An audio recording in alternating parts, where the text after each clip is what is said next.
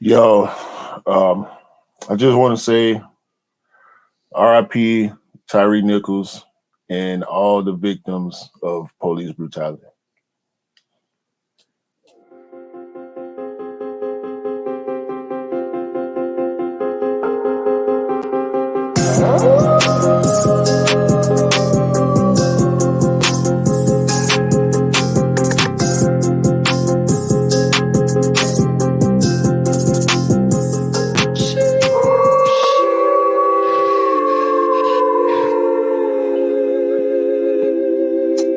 It's too much, man. It's too much going on. Yeah, I think we started this podcast on quite a sad note today. Yes. Do you want to carry it on from here, bro? Because you probably know more about it than I do. Well, I mean, y'all know. By the way, episode 54, Episode Two Dollar 54. Podcast. Um, Despite the way we gonna start this podcast, I think I can speak for TJ. We are doing well. Um, pleasant without doing all the pleasantries and stuff. We really wanted to get straight to this. Um, this is not a political podcast, so I don't really want to go too far into the Tyree Nichols situation. Happened in Tennessee. Um, was beaten to death by 5 police officers. Just yet another example of police brutality in America. I don't think y'all have. Well, I don't know if y'all really have these type of issues over in. We don't have police brutality to the extent that you guys have it in the States, but we have it. We do have racism. We do have a lot of things to still sort out, and there's always going to be that in the actual. Everywhere, to be honest. Let's not be specific to one location. Right. It's always going to be there. I still don't understand. As a brown person, and I know you're a black person yourself, bro. I don't understand racism at all. Like in any context, I don't understand it. I don't understand why one human being can go after another human being for any differences. And to be honest, hatred stems from differences. From my opinion alone, difference in color, difference in skin, different in religion, different in location, different, and those indifferences kind of divide humanity. And I don't agree with that at all, bro. Because we come from the same earth, we come from the same soil, we regenerate the same soil. So I don't understand why we kind of hate each other for any differences. And you can blame it on racism, sexism, hateism, whatever you want to blame it on. But it's always how humans attack each other for being slightly different, and I don't agree with that at all. I just Facts. don't understand it. I don't understand it, bro.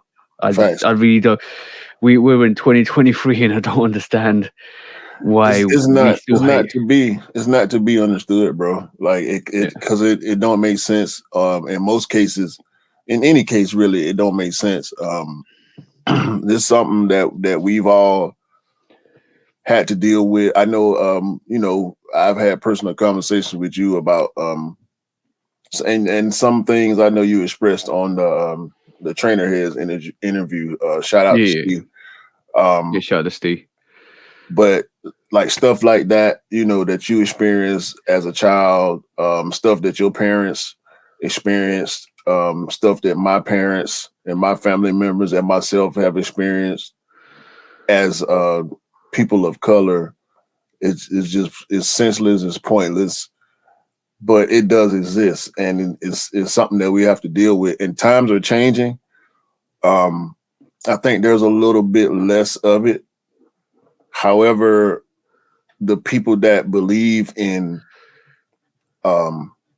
racism and act on racism are turning up the volume a little bit on it, because I think they realize that people are starting to move away from those notions. It's weaponizing a Yeah. movement, bro. This is and unfortunately we don't like to be political, but bro, it's weaponizing a word, or weaponizing a difference and pandering to some people, to the people that want to actually and acknowledge it. Unfortunately, they still exist in this day and age. I've been through.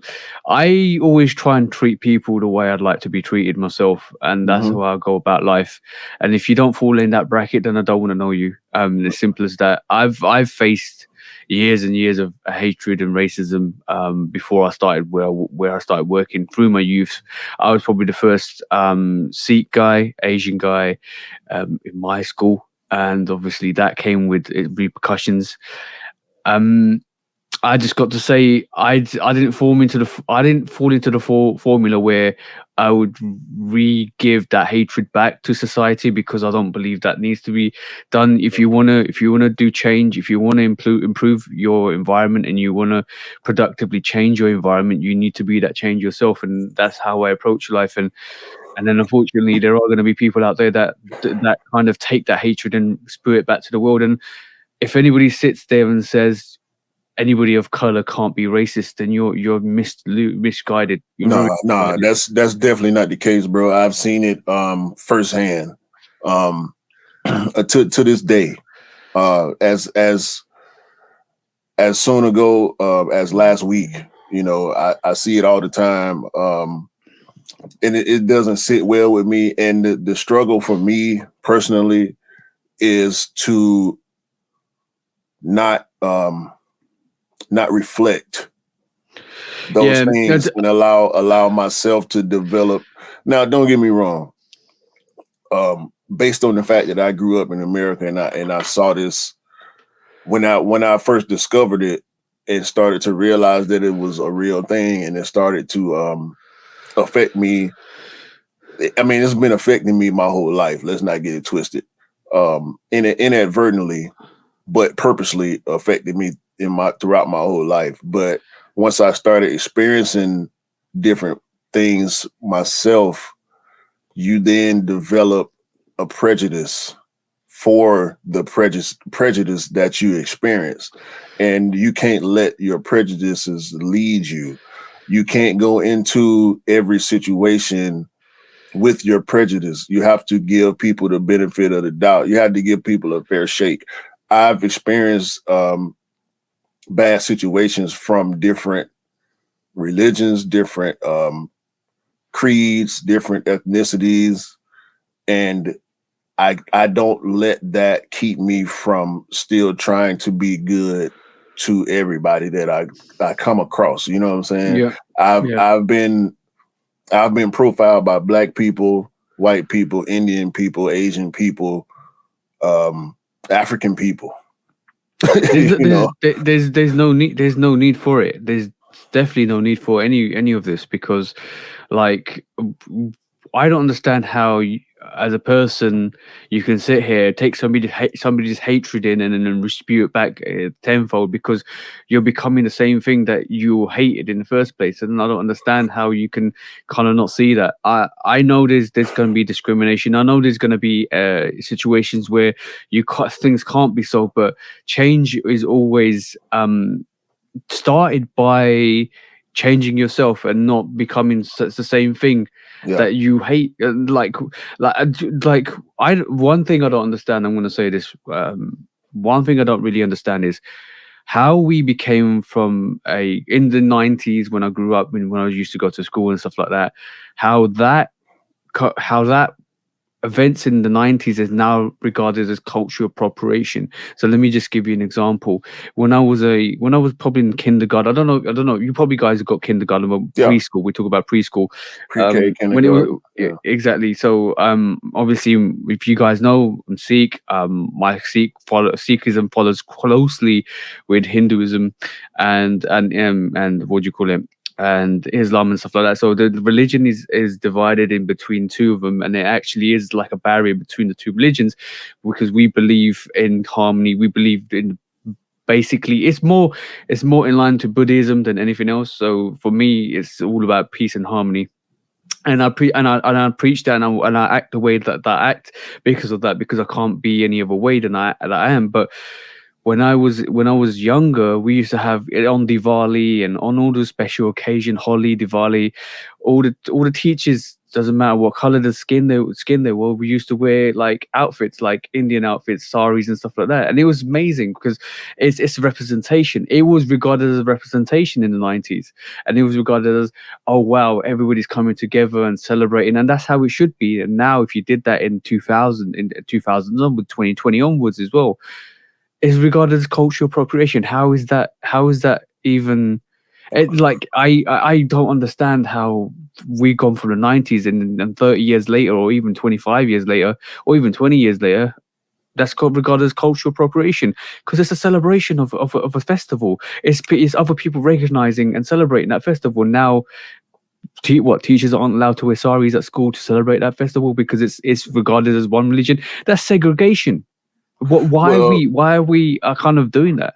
cultural appropriation is a real thing, and sometimes it's I think it's applied falsely. Hmm. But That's a false application.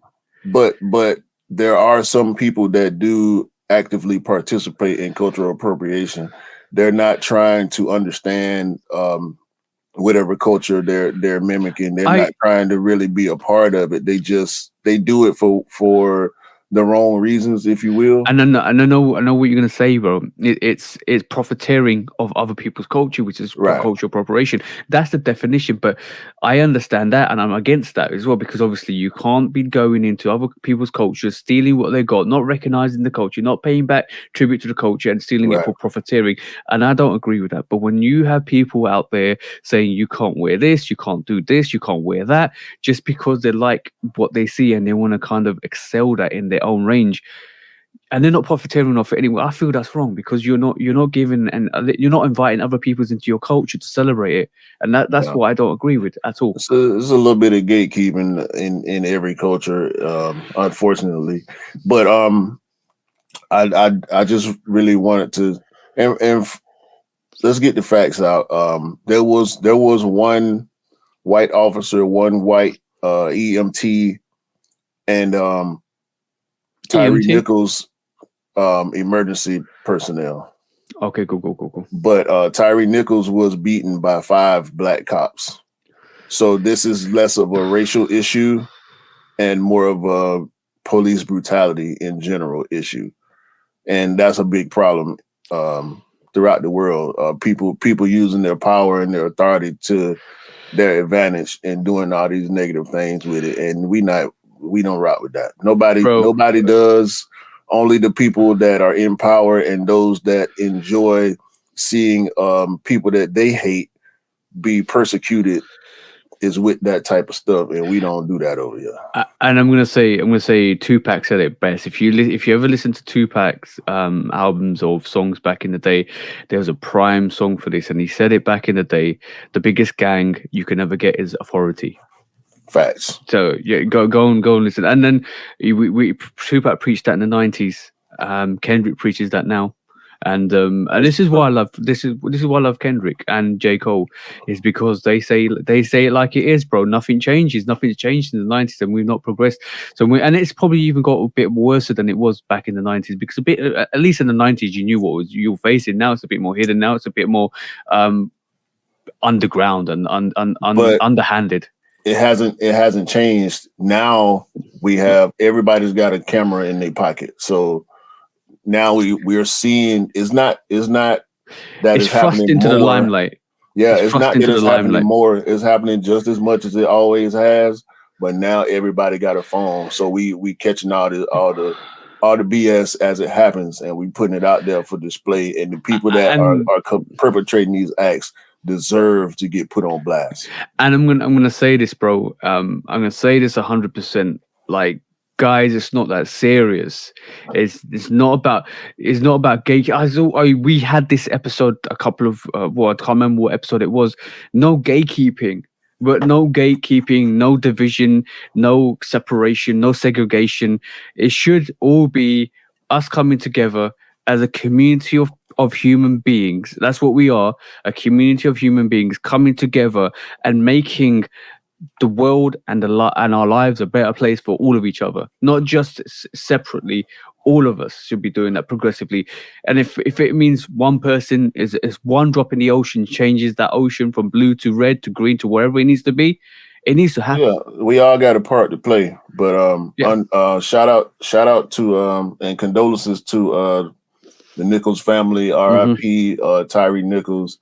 Yep. But we get stuff like this that is Yeah. direct reflection on us in the sneaker community, where you can't even people the the story is a teen in Chicago, a group of teens actually in Chicago, trying to go to a sneaker meetup to make a sale, and one of the teens ended up dying. There were four teens in the vehicle. They actually one of the kids in the vehicle was in possession of a shoe that he wanted to sell, and they go meet the guy, and the guy pulls out a gun, starts shooting into the car. Two of them were injured, and one of them died. Bro, This type of stuff, like I don't get it, bro. I never have, I never will. bro, it's like you said, it's not for us to understand. Unfortunately, it's not for us to understand, and it's always been that way with the situation. Like I was on Instagram Live the other day, and I got AJ in Chicago to come and shout to the bro AJ in Chicago because we were talking about this, and we were discussing how bad it is at the moment in Chicago alone. Don't like don't do It's bad. meetups with It's people. bad here in Atlanta. Don't do meetups with people that you don't know. Don't do meetups with people in secluded places. Go to a police station to do meetups. Be secure, be safe. And why are you doing meetups? The internet is a great place to kind of verify. Send it through verifications. Don't do this. Like it's not. It's really not worth it. We saw a couple of weeks back, bro. Was it weeks back or a month back where somebody got somebody actually got Yeah, battered in in public New for York. lost and found. We've been talking about this situation for quite a while now, like in terms of know where you're going, know who you're going, tell people where you're going, make sure you know the location you're going to, because you're wearing and this is another thing what I discussed from the on the live Instagram live the other day was some of these people are really clout chasing out there. Not clout chasing, I can't even say clout chasing. You got youngsters out there that are pretty like in their teens wearing 20, 30, 40, 50, 100 grand worth of merchandise on them, Mm-hmm. bro. And any opportunist is looking at you like a lion looking at a gazelle. I'm No, not it's, joking. here they call you food. You food. Yeah, You're because a meal to be had by a hungry animal out here, yeah, and you are going to get. that's the way they refer to themselves as animals. You know what I'm Uh, saying?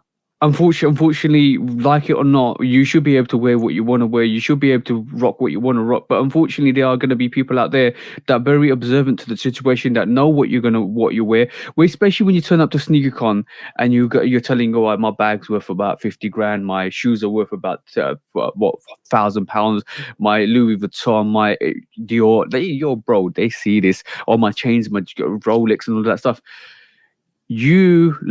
I'm gonna tell you a story, bro. I used to be in my teens. Probably not my teens. I'm saying my 20s. I would have first met my girlfriend. I had a BMW M3 convertible, hood down, music blazing all the time. When you're young, you're dumb, and that's what I'm gonna call it down to.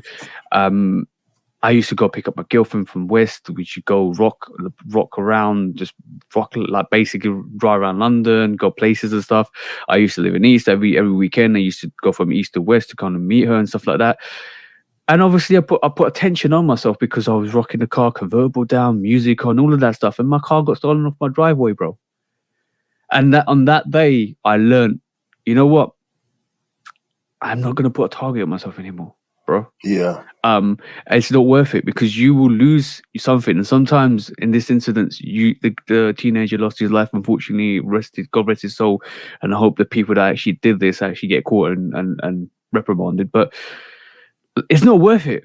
It's definitely not worth it. If life teaches you one thing is be quiet, be subtle, keep it moving, do your thing. And it's not worth stunting because you don't know what the other man wants, and you don't know how greedy the other man is or the other person is. But we okay. You say you use the word stunting.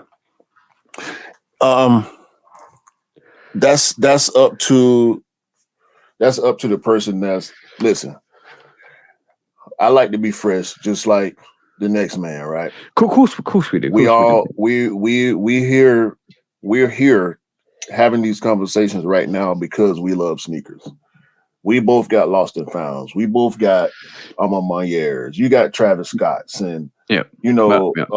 a Some of the lot of value of the sought sneakers. after, yeah, high end, Yep. Yep. Yep. high end for as far as And sneakers are concerned. Anyway, and I always am more reluctant to put higher pricey sneakers on my feet because I need to. If I do wear something like a Dornbecker 6 or a Travis Scott 4 or even now the Lost and Found, maybe well, it depends on what the price is. I have to be self-aware. I have to make sure. oh, bro, um I wore my lost and founds already. Please believe I was on swivel when I mean we went. Me and my wife went to the movies when I had my lost and founds on. I was aware of the area. One, the area that we were going in. Um, Obviously, I was aware that at the time that I went, actually, it was the first of the year, and I know what the Chicago Jordan 1 is. You know what I'm mhm. saying? I know we talked about the situations that happened on the release day of the Lost and Founds. At the time, we hadn't heard about or that situation that happened to that kid in New York hadn't happened yet. But at the same time, when I wear certain stuff that's sought after, stuff that's hard to attain, I have to realize where I'm going, I'm potentially going to be around, and I have to make sure I'm watching my surroundings at all times as much as possible because these situations happen. Isn't that, thank God, knock on wood, it's never happened to me, but that don't mean it can't or it won't. And you have to be able to protect yourself. You have to be ready to do whatever you got to do to stay safe out here. If not, be ready to part ways with this stuff if somebody get the drop on you and they want it from you. You know Yep. what I'm Yep. saying? Ain't And too much you can do once you get pushed, you're back against the wall. You got to be ready to respond in the appropriate way. And yeah. unfortunately, for the kid in New York and these kids in Chicago, when somebody has it on their mind already that they're about to do some harm to you, ain't really that much you can do about it. But Yeah. You like. this situation in Chicago was set up through OfferUp, which is the Facebook marketplace. And like you said, doing meetups, bro. I'm not meeting up with nobody that I don't know. When's Period. the last? Well, I'm gonna say something to you. The first come first serves don't exist in the UK. Not really. Maybe Offspring will do like a Super Saturday or Super Sunday or Super Weekend, but that's because you already won the sneakers, not first come first serve. You already going to pick up the sneaker because you actually won. Even doing raffle pickups is dangerous Yeah, sometimes. yeah. Of course it is. Like it's first come first serve doesn't exist. Well, during COVID, when COVID was kind of over, Yeah, they started that doing cut some all first that come. out. Yeah, COVID cut out all first come first serve anyway. But when COVID was over, starting to get over, they started doing some first come first serves out of London, and it kicked off there, bro. It got shut down every time there's a first come first serve. There was a first come first serve for a pair of fours recently, about a year ago, and I ended up going to Camden Town to actually have a look at it to see if I could get a pair because I was hunting for somebody else, and all of a sudden that got shut down because a lot of people started hanging around the gate. A lot of undesirables, as to say, started hanging around the gate, and then you're like, there's no point of doing first come first serves. There's no point of doing meetups. But guys, it's not serious anymore for you guys.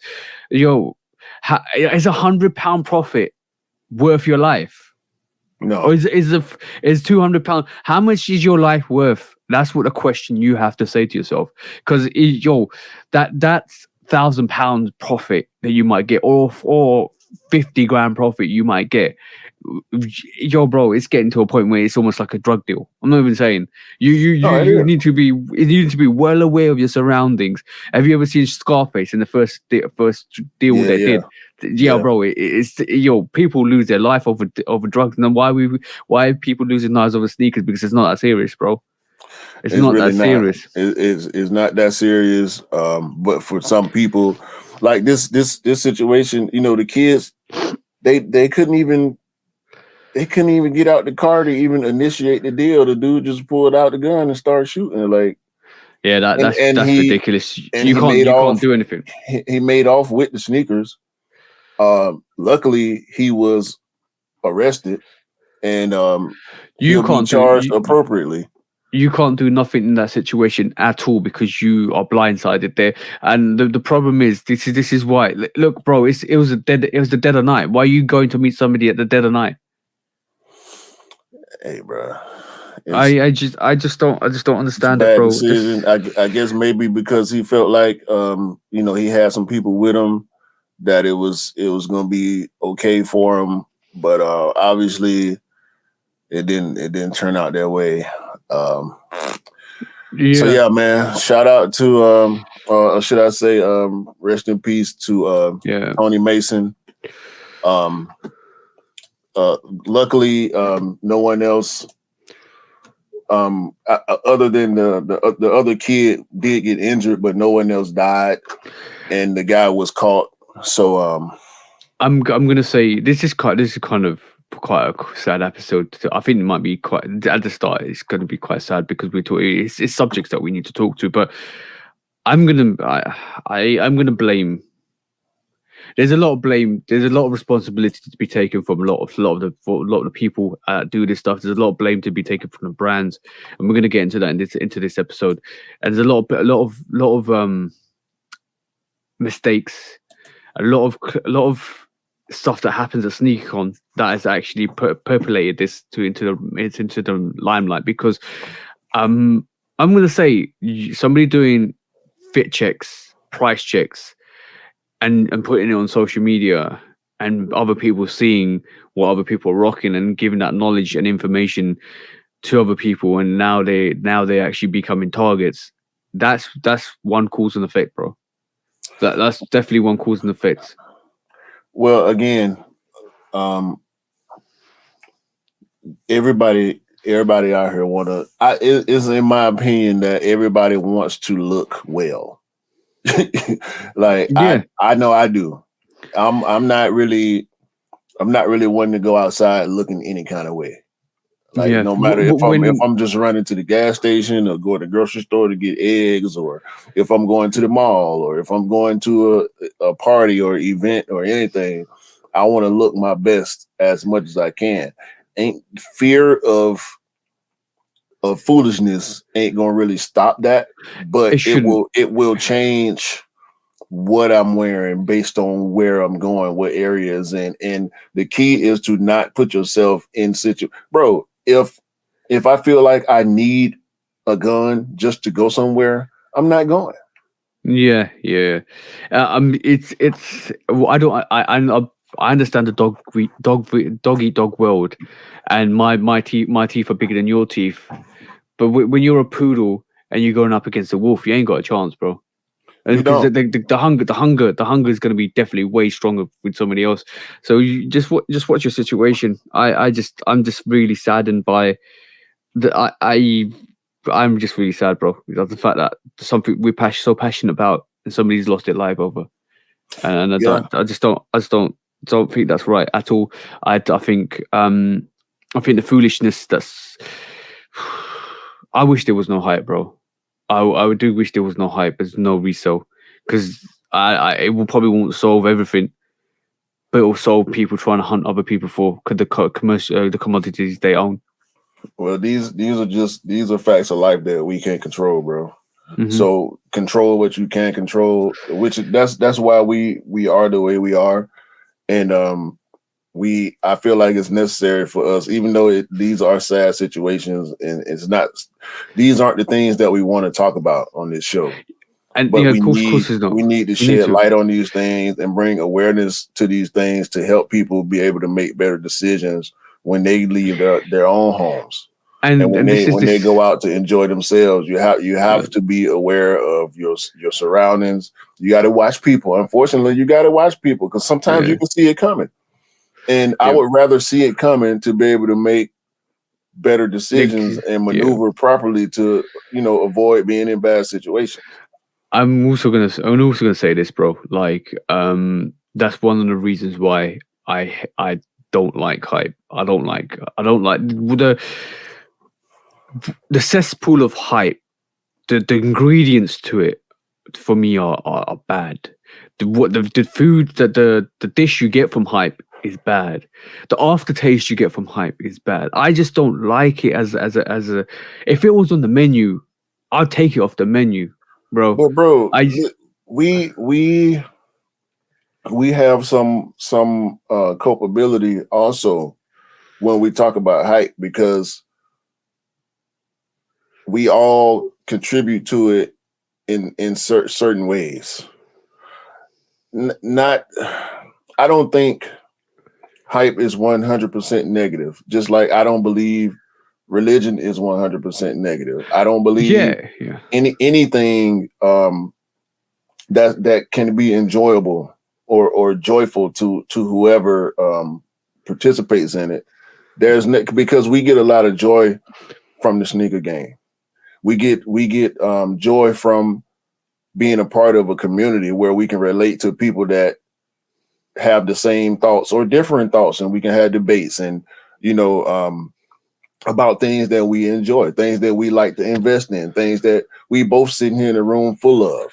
You know what I'm yeah. saying? And we we participate in hype no matter how we look at it because we have a show where we come on here and talk about, oh yeah, these gonna be, or these, yeah, I want these, I want those. That's a part of it too.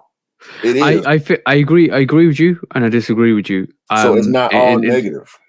I agree with you. It's not all negative, and I agree with you. The hype that you're talking about is as anticipation, and that anticipation sometimes ain't directed to commodities worth value. It's directed to But commodities that. Hold on. to somebody It's not. with a different mindset, it takes It them is. to a different And place. I'm thinking I also understand that because basically for me hype hype is good because hype is anticipation for something, but then there's overhyping where you now start to look towards Travis Scott Jordan ones or that are worth a commodity, and you only start going after these very commodity sneakers because of the value of the sneakers, and that derivative is okay, good for some because you want the commodities, you want to be exclusive, which is fine as a sneakerhead. That's what we There's call a nothing. hype beast. Yeah, but you call it what you want, but it's fine for the people that actually want to do that because it means they love what they love, and everybody needs to love what they love, and that's fine. It's fine, but you need to know with that comes a whole load of putting a red target on the back of your shoulders, and people are looking at you. People may realize that you have money and investments and other things that they could possibly find out where you are, where you live, come and do all of that stuff they need to do. You are put yourself. I'm not saying don't do it, but you rocking £100,000 gear on the street on a regular in the wrong area is going to draw the wrong attention. You might do you like let's be honest. You might do it in Beverly Hills. You might do it in Hollywood. You might do it in a location, but as soon as you step out your comfort zone and go to the hoods or the ghetto or anywhere else that you are not familiar with, and somebody sees that, they're coming for you.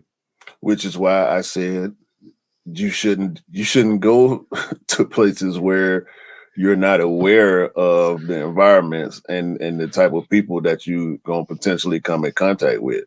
Yeah. I'll say this though. You heard about the Tonya Harding Nancy Kerrigan situation, right? Yeah, slightly. You can't With remind me. the one during the Olympics, the Tonya Harding and Nancy Kerrigan were competing figure skaters. Oh yeah. I remember this. Yeah. And Tanya Harding believed that Nancy Kerrigan was so much better than her and she wasn't going to have a chance of winning, to where she hired her boyfriend to go and hit this girl in the knee with a pipe. I That ain't heard had that. nothing to do with what we are talking about. However, it's a prime example of the people's negative mentalities showing up and causing them to do things. Bro, it's not a matter of what it is. It's who you're dealing with. That's Yep. the big issue. Eh, So unfortunately, you have to recognize who you're dealing with and how it's happening. Like I'm not, like I said, like we both said, I'm not I'm not going somewhere to meet up with somebody that I don't know like that. It doesn't make sense for me. unfortunately, you don't know the other person. You don't know what they've been through, their lifestyle and stuff like that. So you don't know who's coming. You don't Yeah. know. You don't Let's know just be what they're honest. You don't. capable of. You don't know Yeah. where the person mind is. You don't know what type of person you're dealing with. Like I just don't do that, bro. I've done it once. I've done it once recently, a couple of years ago. And I didn't go by myself. I had Rod with me. Yep. And if you know Rod, which not too many y'all seen Rod if y'all followed the podcast on the one episode. And let's just say I took Rod with me for a reason. Mm-hmm. And even though it was me and Rod, we were not alone. If you know what I mean by that. And Yeah. I won't do that again because I didn't like it. I don't I shouldn't have done it then.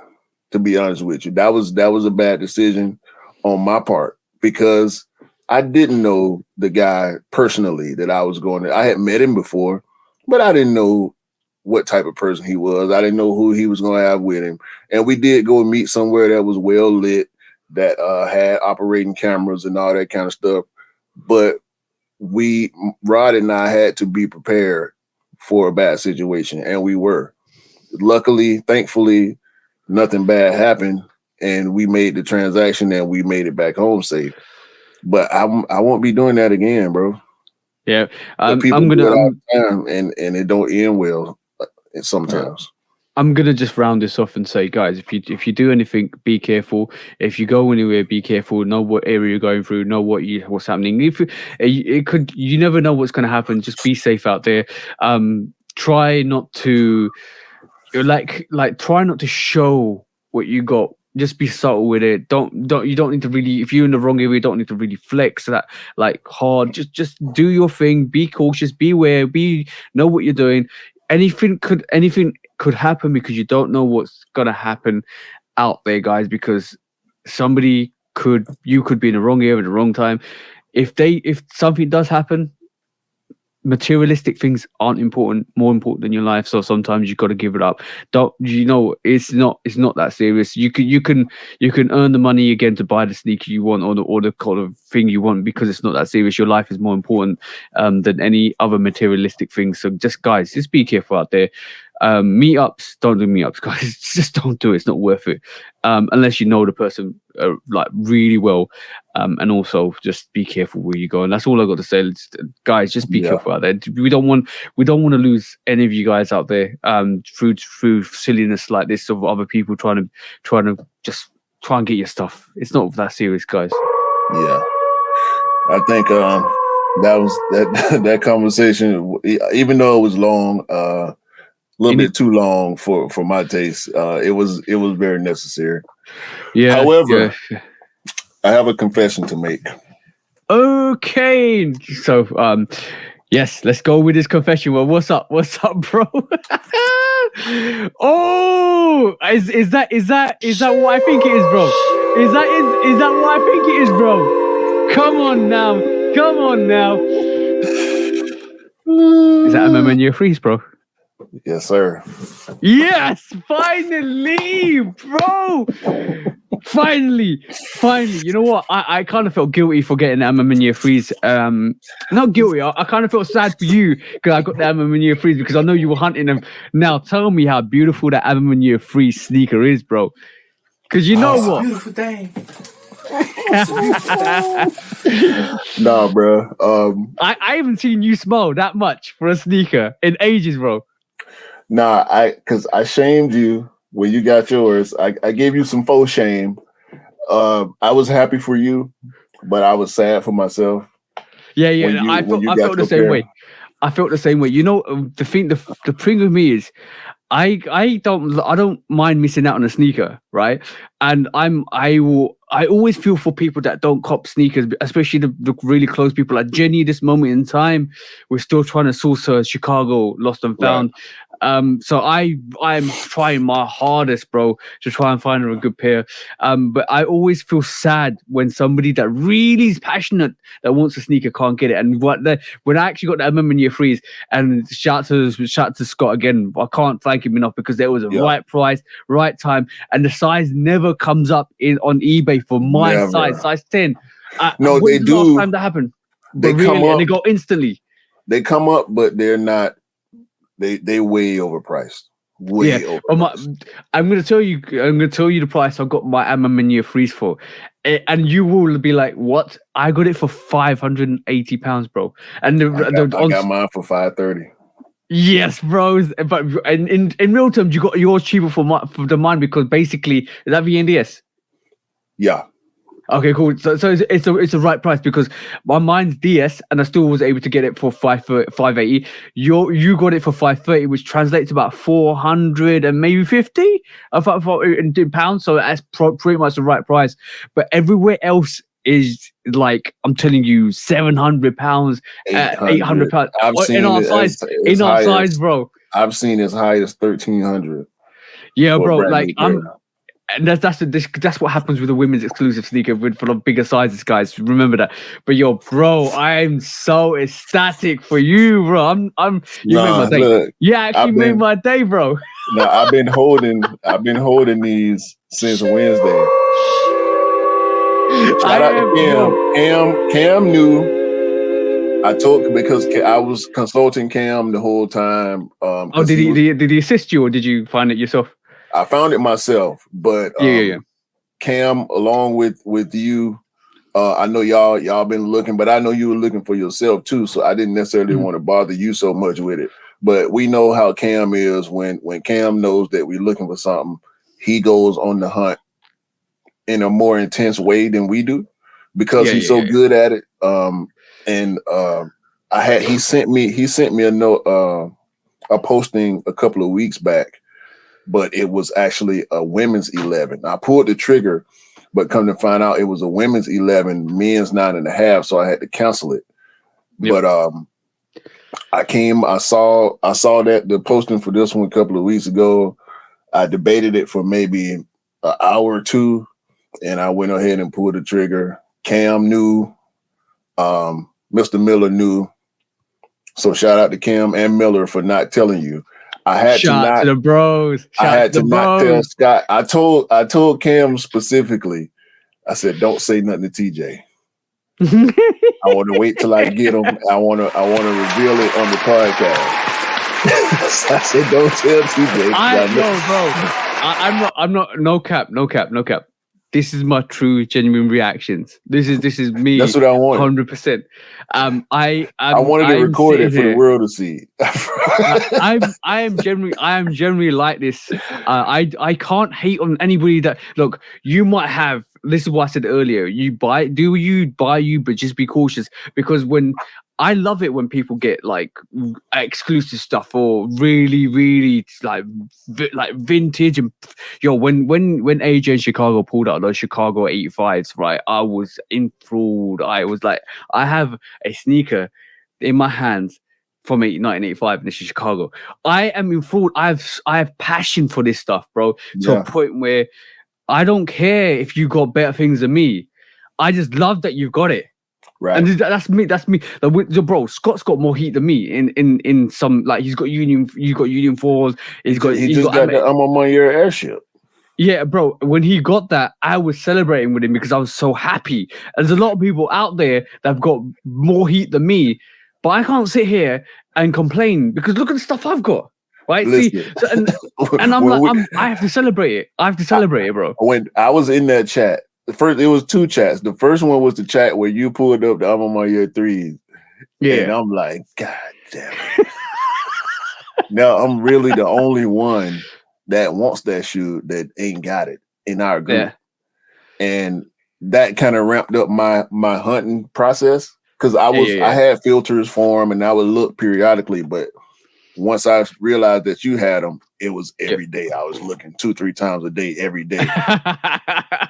So and then the next chat was when Scott pulled up the I'm on my year airship. Yeah. By then I had already pulled the trigger on the 3s and I knew they were coming, but I had to fight the urge to tell y'all that I had them, especially Scott. Because I'm like, I ain't gonna, because I told Scott, I'm like, yeah, I got something coming. He said, you got the I'm on your 3s. I said, oh no.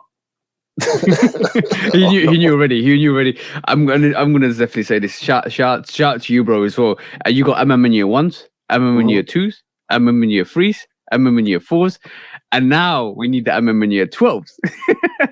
I don't mind missing out on 1s and 2s because I think 1s and 2s are dope. I do think they're dope, but I just like I'm not really a 2 guy. So I got the Chicago 2s just because it's OG, but I'm delving into that a bit more. So I was so tempted. I'm not even joking. So tempted to get the pine green. Yeah. But they're sitting. If they do go on sale, I might actually delve into that. But pine green trees I can leave at the moment. But year 1s, I like them. I truly do like them. But I just feel I've got too many 1s anyway.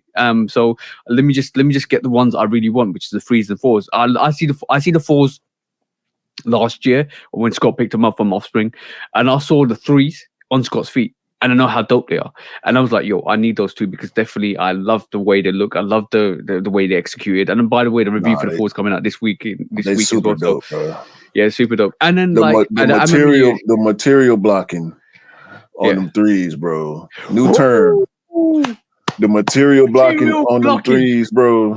You mentioned that the other day. You started saying you sent me a message saying color blocking, and I was scratching my head. It said you can't call it color blocking. No, it was the review, the Space Jam review. Space Jam review, and I said no. It's the. And I messaged you on YouTube and said no. Let's new term material blocking, because material blocking is important. You got overlays, underlays, lateral side panels, and all that stuff. But when you talk about the material blocking on the in year 3, yo, that's way leather. Oh my, bro. Yo, E, if you're listening to this podcast, I've been talking to you about getting a pair of 3s. You need to go and see that when you're in the States and give me your interpretation of that 3, because that 3, E was like, I might get those in year 4s, bro. I said, bro, go get the 3s. No, get the 3s. Listen, they all dope, but at this point, and I always felt the 3 was the better looking of all 4 I'm on my year retros, because there is another I'm on my year Jordan, but it's not a retro. There was this 270 proto. Yeah. I'm on my year. That was the first I'm on my year Jordan collab. Yeah. Then there's I'm on my year Air Force One as well, which is high and low as well. So that looks quite dope. But yeah, bro, when it comes to the retros, bro, to me it's 3, 4, 1, 2. Look at the smile on my face, bro. Look at the smile on my face. I'm genuinely happy for you. I'm genuinely sitting here and I'm like celebrating inside, like, yes, the bro did it. Did it. I didn't want to, bro, but based on the prices that I have been seeing for the past year, since I've been really chasing going up. They're only going up. I'm gonna tell anybody that can afford in year 3s right this moment in time, get them. They're only going up. They're never gonna re-retro. They're never gonna come out again. They're only going up. It's a prime time, and the sneaker's only 3 years old. and you can wear it now. And you know what? I said to Scott, I can wear that MM Year 3 right this moment in time because not a lot of people wearing it, and it kind of is a sneaker that is 3 years old. With people that wanted to wear it when it first came out, have worn it. They put it away to the side, and now you can wear it and you can just rock it because nobody else is wearing it. MM Year 4, a lot of people wearing it at this moment in time, so I might pull that up like full time this year or early next year. I've only seen one person with them on feet. I've seen a lot of people stocking them for future, but I feel the MM Year is going to be in my full-time sneaker a bit more this year. Bro, I don't care who doing what. I've worn my ones already a couple times. I wore them on my birthday and my sister's birthday last year. I haven't worn my 4s yet. I've worn my 2s outside twice. I wore them to the sneaker ball, and I wore them last weekend. Yep. And these 3s and the 4s will be outside pretty soon. Yeah, I'm going to say it's going down. I'm going to say quite an interesting thing. Like, I know we're nearly an hour and we haven't even gotten to the quick strike, so we're going to quick strike through the quick strikes in a bit. But let's just go through what I'm going to quickly say to you, bro. This particular, I think, was on the phone call to you yesterday. There's particular colorways. Like I mentioned this. Maybe it was you or Scott, one or two. There's particular colorways that you can just instantly put on. Right?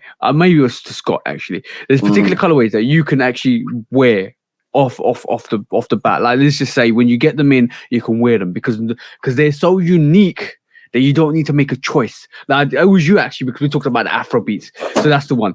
When you wore the Afro beats has recently come out, and a lot of people will stock away some sneakers because they're kind of similar colorways. They're either all black or a black with a little bit of different color, like the DMPs and you got the UNC for 6s, all of that stuff, and the green, glow green 6s and all that stuff. So basically, those colorways are so close to each other, you have to make a choice.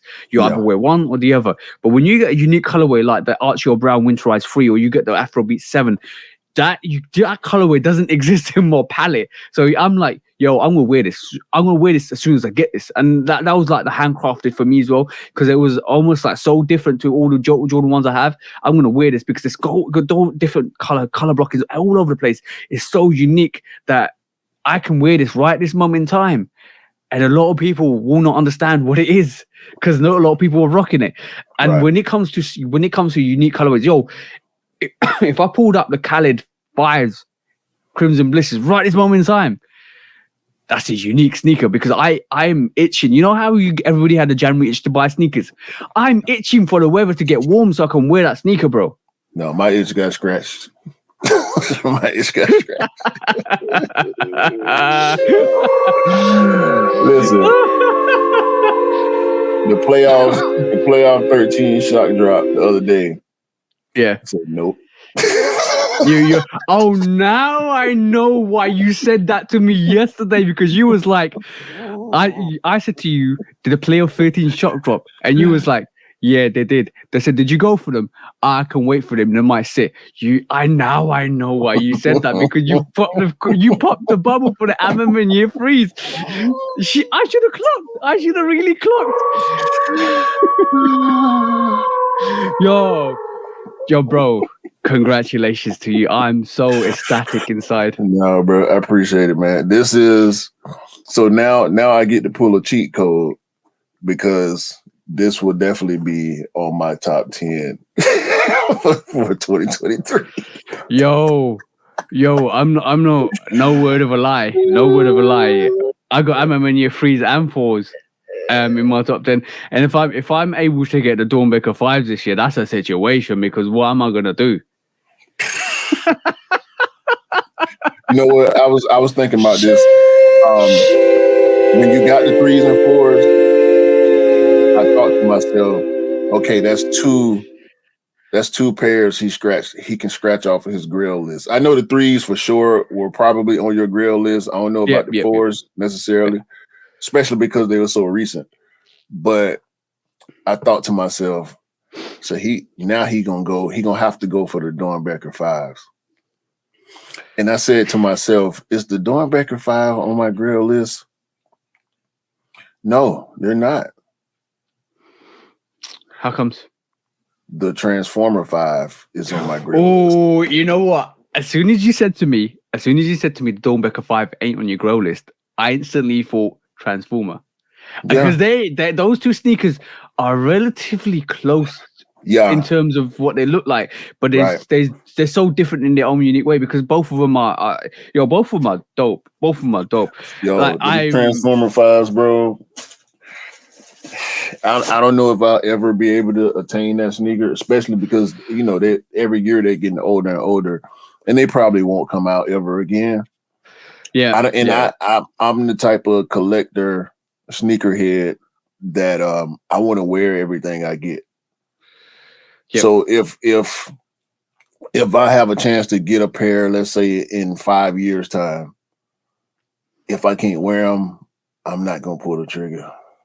Yeah, I do hope they actually re-retro that and bring it to the masses because that sneaker, even if they keep it limited, because I'm still praying that the Dornbecker 5 gets a re-release because the Dornbecker 6 did because of the anniversary.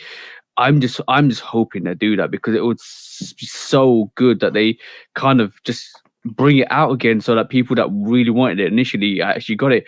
There's always still hope with that because I do believe sometimes they do re-retro sneakers just because they're so old that people do want them, and Yeah. it's not like the Transformers like an M&M or a PE. No, and I love Transformers, like the cartoon in general. Like that's one of my favorite properties from my childhood. Mhm. Outside of Ninja Turtles is Transformers in general. Like I don't care if it's like I got Transformers pops. Y'all know I do the pops. I got Transformers shirts. You know, I just love Transformers, bro. And to have a Transformer Jordan 5, Yeah, because the yeah. 5 is my favorite silhouette. That just when I first discovered that there was a Transformer Jordan 5, I'm like, man, I ain't gonna never that Transformer 5 might be number one on my grail list at this point. All right, but what you choosing between the black metallic 5 and the Transformer 5? No, it'll always be black metallic because Yeah. that's my favorite. Oh, I mean, it's the reason why I love 5s. yeah, So yeah. any time the black metallic 5, especially with the Nike on the back, re-retros, I will have to get a fresh new pair. But that, Oh, as far as grails are concerned, it's that Transformer 5 right now. okay. As because we're talking about 5s, let's go into quick strikes because one of the subjects on quick strikes is the Jordan 5 push. A lot of people really thinking that the Jordan 3 is being pushed at the moment in time.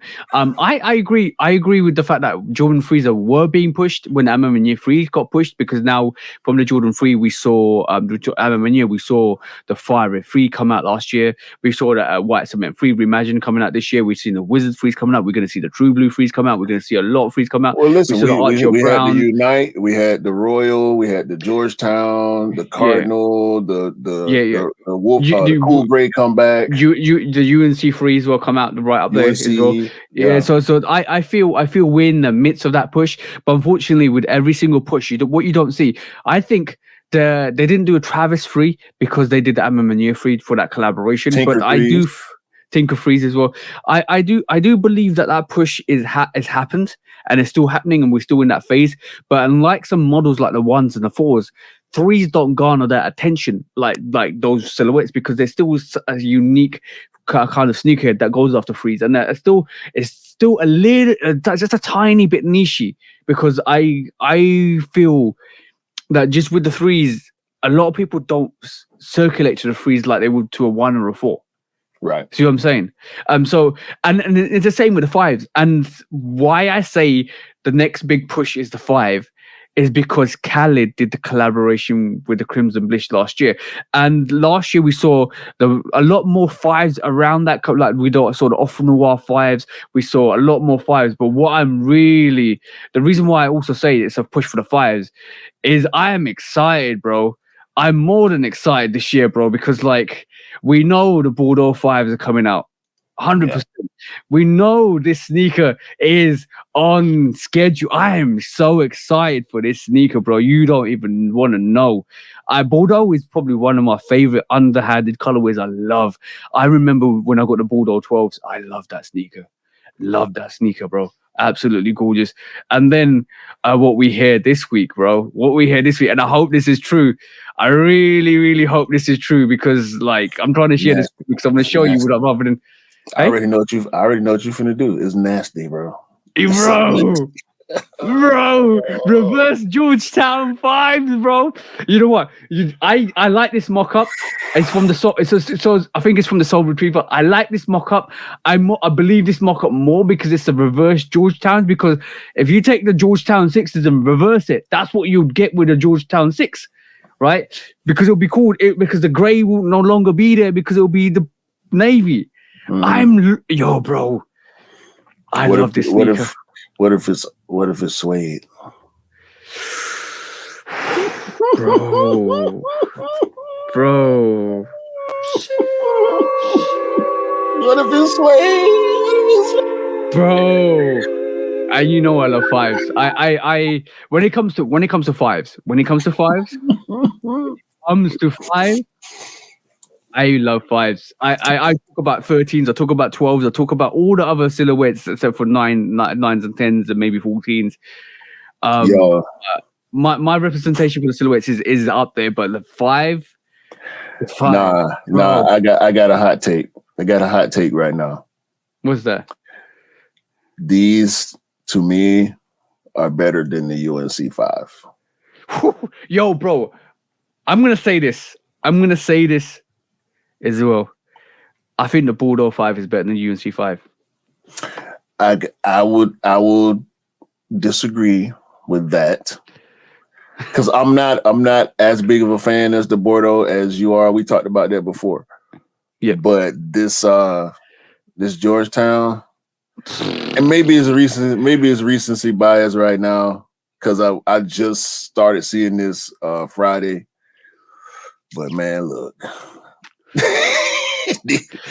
We have a situation, bro. Big situation, bro. And I love it. There's a poster put up on Instagram. I showed the UNC 5s, I showed the Georgetown 5s, I showed the Bordeaux 5s, and I showed the crafted 5s. I think the crafted 5s look dope. I'm not gonna lie. I think the crafted 5s look dope. I want to see it in hand. I think it will sit, but I do think the crafted 5s are dope. And then if they did an Meunier 5, bro, then we have a problem. We have a problem, bro. I can't wait.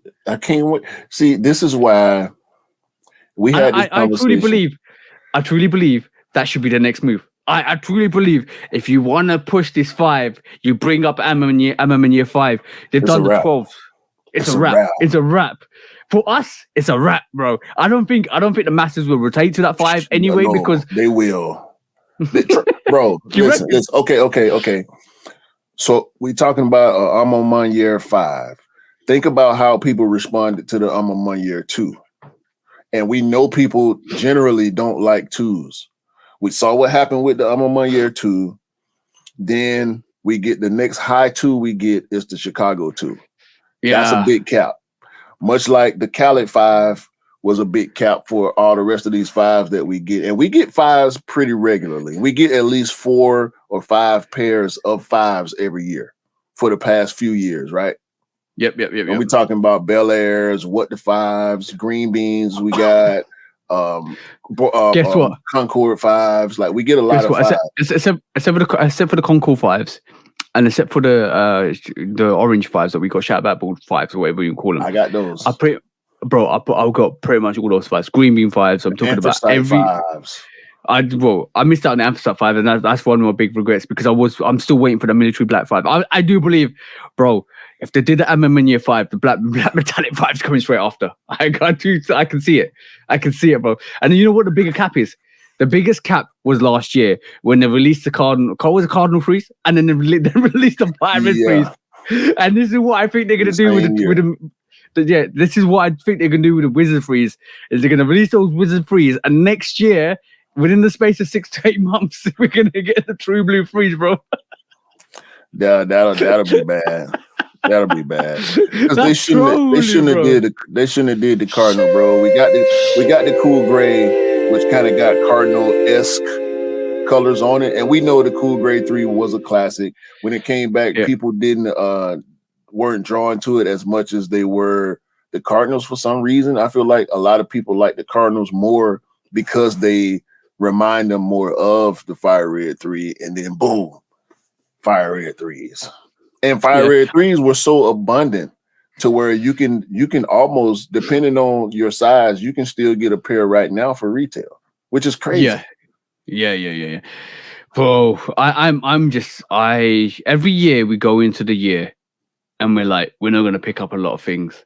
It's sneakers can't be as good as was the last year. Yo, this is a reality check, because you know what, when you got so much passion for something, you can't start to overlook the circumstances, and you're like, you know what, you can't call it, bro. You really can't call it. As much as you feel like you can, it's a momentary thing. Like I'm saying right now, I'm done for the month. Yeah. Because for January, I actually pulled the trigger in January on the I'm on my year 3. So like February is kind of a wash. But we got the UNC 5, we got the playoffs, and we got the Laney ones coming up. Mm-hmm. I don't want to participate, but that don't mean I won't. You know, the unfortunate thing with us is the fact that when we start looking at sneakers, when we start looking at all the releases, when it gets closer to the environment of releases, let's just say, because February, March time, April time is gonna be absolutely rammed. I'm not even joking. They even had to move the Travis Scott olives up to April, bro. Get them out the way. Get them out the way, because it's too much. There's too much going on in February, and we know that the reimagined white cement's coming in March. We seeing Toro 6s early. Bruh, Toro 6, listen, I right now I have opportunity to get my hands on the Toro 6. Mm-hmm. And I think I'm gonna do that and bring that review to the people. Of course, there'll be a personal phone call to you so we can see what's going on. But bruh, it's about to get crazy. It's about to get crazy. I think something telling me this year, I know we had Lost and Founds last year, which was a wash. Like, but now we seeing, I'm starting to see rumors that the Royal will be reimagined, suede. Yo, I don't know how I feel about that, bro. I know exactly how I feel about it. I know exactly how I feel about that, bro. Because we got breads, and then they like, you know what? Let's go the opposite direction on the Royal. Let's make them suede, all suede. Let's just see how that execution is, because you know what I'm gonna say to you, bro. Like I want to see what the actual indications and implications of that sneaker is, because I still don't believe this is coming out this year. I still believe that's coming out in 2024, which was a rumor. Initially it was releasing in 2024. So I still kind of think it might come out in 2024. I think somebody's got the wrong end of the stick, or have actually shot their load too quickly, because it's all rumors. I do. Yeah, it's all rumors. It's all rumors to the point where we're talking about Reimagine, and now also we're moving on to the next quick strike quickly, because we're talking about the olives, and we know what happened with this mock-up, bro. Because this mock-up came out in full time, and everybody thought there was just going to be the undefeated fours that was coming out every time. Being the green was the women's. I always forget the name of that shoe. The green and purple women's. But it didn't come out. Let's just say it didn't even come out. It didn't materialize, because this rumor is popping up. And every time this rumor comes back up is when everybody's quiet. Everybody doesn't know what to talk about. Everybody's like, okay, cool. What can we put out there to re-engage the social environment for sneakers? And this is it. Every time there is a quiet period where sneakers don't release, or nothing really good is coming out. Not nothing really good is coming out. Let's put it another way. That a lot of people don't want to reverberate to. This sneaker makes an appearance. The Olive 4 comes out of nowhere, and they say, yo, this is releasing this year. I'll guarantee we probably won't see it, bro. At this point, stuff like this, bro, you got to just call it cap until you get it in official capacity. Like I ain't even talking about official pictures from the brand, but in hand, like real in hand trust from a trusted source where you can actually believe that it's true. And look, this is a bad picture for those of y'all that's actually watching on YouTube. This is not how the olive fours look in real life. We've seen. No. I mean, if you ain't, I've never seen them in person, but I've seen so many big collectors show the shoe, and it always looked the same. It don't look like this, especially with the red. Like that don't look right, bro. This picture that we're looking at looks brown with red laces. We know the undefeated 4 is green, like nasty, like shirt green. You know, I'm gonna say this is a Z sneaker and mock-ups, so don't believe mock-ups. But bro, talking about mock-ups, I'm gonna quickly talk about this, bro, because the Tiffany situation. I put it on TikTok the other day, and I had a lot of people message. You put it on IG too. I put it on IG. No, not the mock-ups. I put a TikTok out. So the Tiffany's are coming out on the 7th of March. If you want it, guys, go and get it and all of that stuff. Make sure you're aware of the sort of releases. It might be releasing in London. It might be releasing in Tiffany's. You never know. You might have a special account, blah, blah, blah. A lot of people hated that sneaker, bro. A lot of people hated to the point where I was then having to provide mock-ups to people to say, you know what? They should have done it this way, and a lot of people kind of went to the mock-ups for the Tiffany colorway on the sneaker, predominantly with the silver swoosh, because silver and Tiffany color makes sense because silver jewelry, and even if they did the silver in the Tiffany silver with the stamp, it would look dope because it kind of bring something to the Tiffany table rather than just the Tiffany color swoosh. More and like a lot of Tiffany, or the diamond dunk, not the Tiffany, the diamond dunk. Yeah, the diamond supply dunk, exactly. I did the mock-ups to the diamond supply dunk, but the origin was for me was to make I made the diamond supply concept for the Air Force One, but then I did the Tiffany all over with the white midsole and the silver swoosh. And a lot of people love that. Now, when I tell you, sometimes marketing tactics from Nike are absolutely not on point. Let's just say not on point, because I could say other things. If I was releasing the Tiffany Air Force One, I would release it in a different colorway. I would release it for women's exclusive. Because let's just be honest, Tiffany jewelry is for the ladies, yeah? Yeah. I would say it's more geared to the ladies, right? So I would personally make that a women's exclusive. I would personally release that on Valentine's Day, and I will make a slogan like "Put some Tiffany on your feet," and a lot of guys will be obligated to get that Tiffany Air Force One for their ladies, because that release Tiffany. Look, what's associated with Valentine's Day, bro? Flowers, chocolates, and jewelry. Perfect sneaker. The Tiffany Air Force One is a perfect sneaker for Valentine's Day. But I agree with you. The only thing that I will say to combat that statement is the fact that Valentine's Day is surrounded with pink and red. Red more so than pink, but those two colors are more associated with Valentine's Day than anything. And I agree. And I agree with you. I understand from the perspective of jewelry, which lends itself to the Tiffany sneaker. However, I don't think it should be necessarily a women's exclusive. Even if it's not a women's exclusive, even if it's a full size one, but I do feel it should definitely be a full size run. A limited full size run is what it will be. Yeah, and it'll still be on the main bell curve. But bro, I reckon they dropped the ball. I'm gonna be honest. That sneaker needed to be Valentine's Day. That sneaker is the prime sneaker. Doesn't matter if it's forget the women's exclusive or the full size one. That sneaker was. If you did it the way the concept comes, and if you did it the way the AIs did it, bro. Let's just be honest. If you did it the way the AIs killed this sneaker, bro, I'm gonna be honest. That's horrible.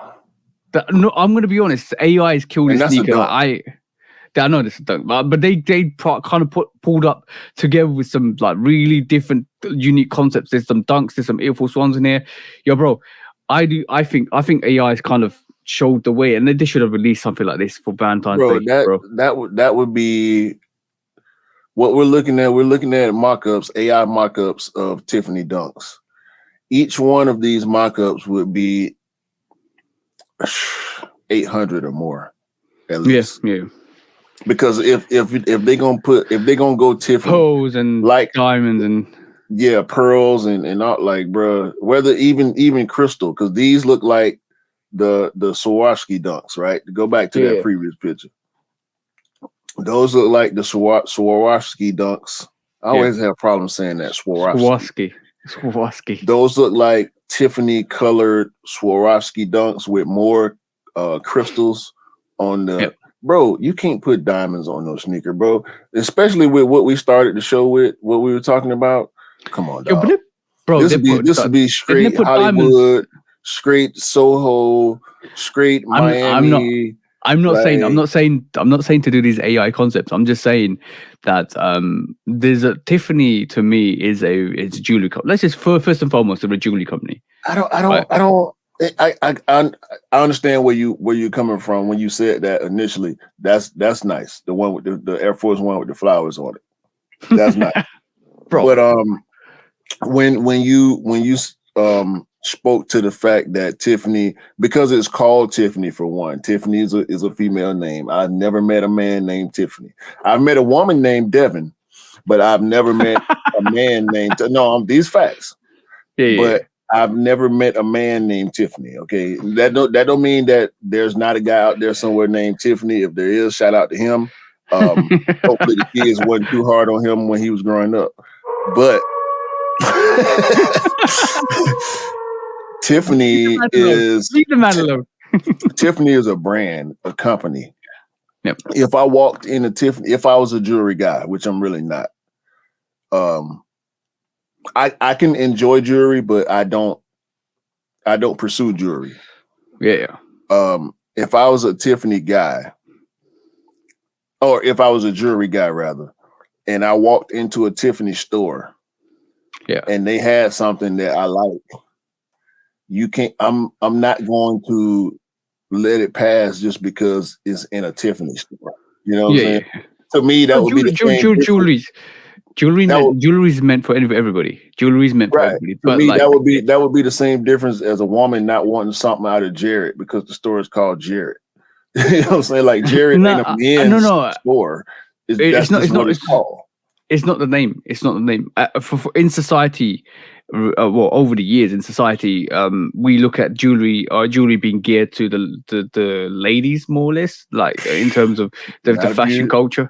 Not if you fly the hip hop flag. These rappers, these rappers wear way more jewelry than majority of women in the world. over the recent years, I have to agree with you. Yeah, but traditionally, you ever heard of a guy? I'm pretty sure you heard of a guy named Slick Rick. Yeah. No. He's from where you're from. Okay, this man got more jewelry than the average woman will ever have, and he wears it proudly, and he's known for that. If you was ever see Slick Rick without jewelry, you'll think something wrong, you know. But Tiffany, and we did get I don't know if it's real or not, but I did see a Tiffany blue version of that Tiffany Air Force One. Oh, that's a sample. That's at the moment it's a sample, and I've been told it might be a family pair that comes out eventually. But there is another sample that looks like a Tiff. It's got the black swoosh and the inverse of the black version on another sample. But yeah, I like that sample. I do like that sample. They can ride this out, bro. They can stretch it out. I get you on the Valentine's release. That would be good marketing, but I don't think they wanted to mix it up with the official Valentine's releases with the up tempos and the dunks and the trainer ones. I don't think they wanted to cheapen it by putting it next to retail pairs versus this $400, $350, $400 price tag on collab. That, bro. On that, bro. I told you I had to lose choose something for you this week. Yeah. On that, bro. What are you choosing? The Air Trainer 1, the up tempo, or the dunk? if you guys haven't seen the actual Valentine's Day releases, let me kind of find this for you. But what are you choosing in the meantime? Because I'm gonna try and pull this up, and I'm gonna show everybody what we're talking about. Because I want to know. I just want to know what you're the funny picking. part is, shout out to 99. I'm going to have to go in to help 99 get a pair for his daughter. Okay. So I'm going to dump the up tempos and also that the yellow heart dunks. I know you didn't bring them up, but I'm not, bro. I'm dumping the yellow heart dunks. That's a troll, bro. And the up tempos. You Not know, that I hate what I'm the gonna up say. tempos, but I just don't. I don't rock with up tempos like that. I'm gonna say one thing. Those yellow, if you don't know about the yellow heart dunks, right? I'm gonna say this one thing to you guys, right? That yellow heart dunk is called the yellow heart, and the yellow heart's now been associated with the friend zone. Yeah, so Nike's not running with the friend zone thing, and I think that's smart on them as far as marketing, but they can't control what the rest of the world. Well, exactly. Is up to. So there's a multitude of Valentine's Day sneakers. Obviously, we got No, you gave me three. You gave me three. No, you already know how I feel about the Zoom, bro. Yeah. This is why I didn't bring this into the equation because I knew you were gonna pick it up. The Zoom Comfort 2 is actually a Valentine's Day sneaker. As you can see, it's got more of that velvet on the toe. If you guys listen to this, go and check it out because it's absolutely dope. It's got red and pink, both the Air Force One and the Zoom Air Force Comfort. One. Oh, bro, the Air Force One. I love those cherry hearts at the end of it. It's really dope. I like that. It's like blood red. Yeah, blood red, and obviously it's got a heart at the back with where the Nike is normally, and Air it's Max got 90 Craft. They can take that silhouette somewhere else and bro. Now we're coming into it. The dunk lows Valentine's Day. It's got more of a burgundy. I'm choosing the dunk, and I'm losing the trainer one. Okay, and then you're absolute. I'm not keen on this trainer one at all. I would paint it. I would paint the pink parts red, because I think if they had done the pink parts in red, it would be a better sneaker to me. Yeah, and you're dumping the up tempo totally. Yeah, they dope. And this is the pair that 99 specifically asked me about for his daughter. These will be easy to get. Yeah, he don't think the dunks will be easy to get, and I think he's right about that. As far as me trying to get the assist for him, I think these will be fairly easy to get. Yep. But yeah, I would definitely, out of the three, the dunks, the trainers, and these up tempos, I would dump the up tempo, lose the trainer, and choose the dunk. Yeah. And by the way, bro, I'm gonna say I have a question for you, really. I'm gonna have a question for you. Do you think the up tempo is now more?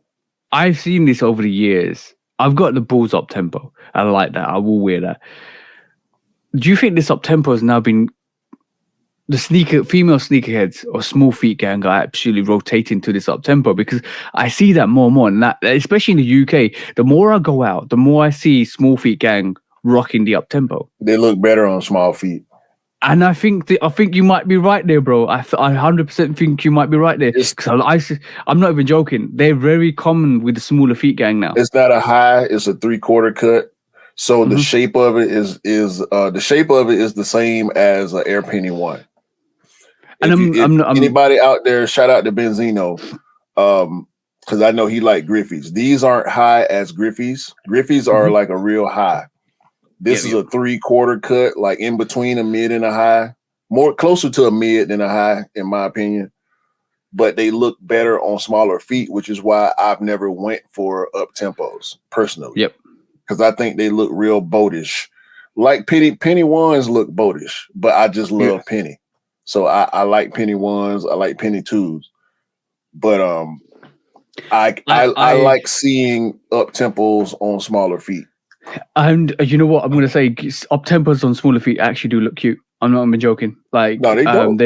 They're dope. They're very dope. And I see that. I saw that last year. I saw that year before. A lot of small feet gang are rocking these up tempos. If I could get my Or wife to like this shoe, I would definitely buy pairs for her. But I don't Mhm. think she would particularly care for it, even though it's probably one of the more comfortable Nike basketball sneakers out there. Yeah, definitely. All right, cool. Next quick strike is something really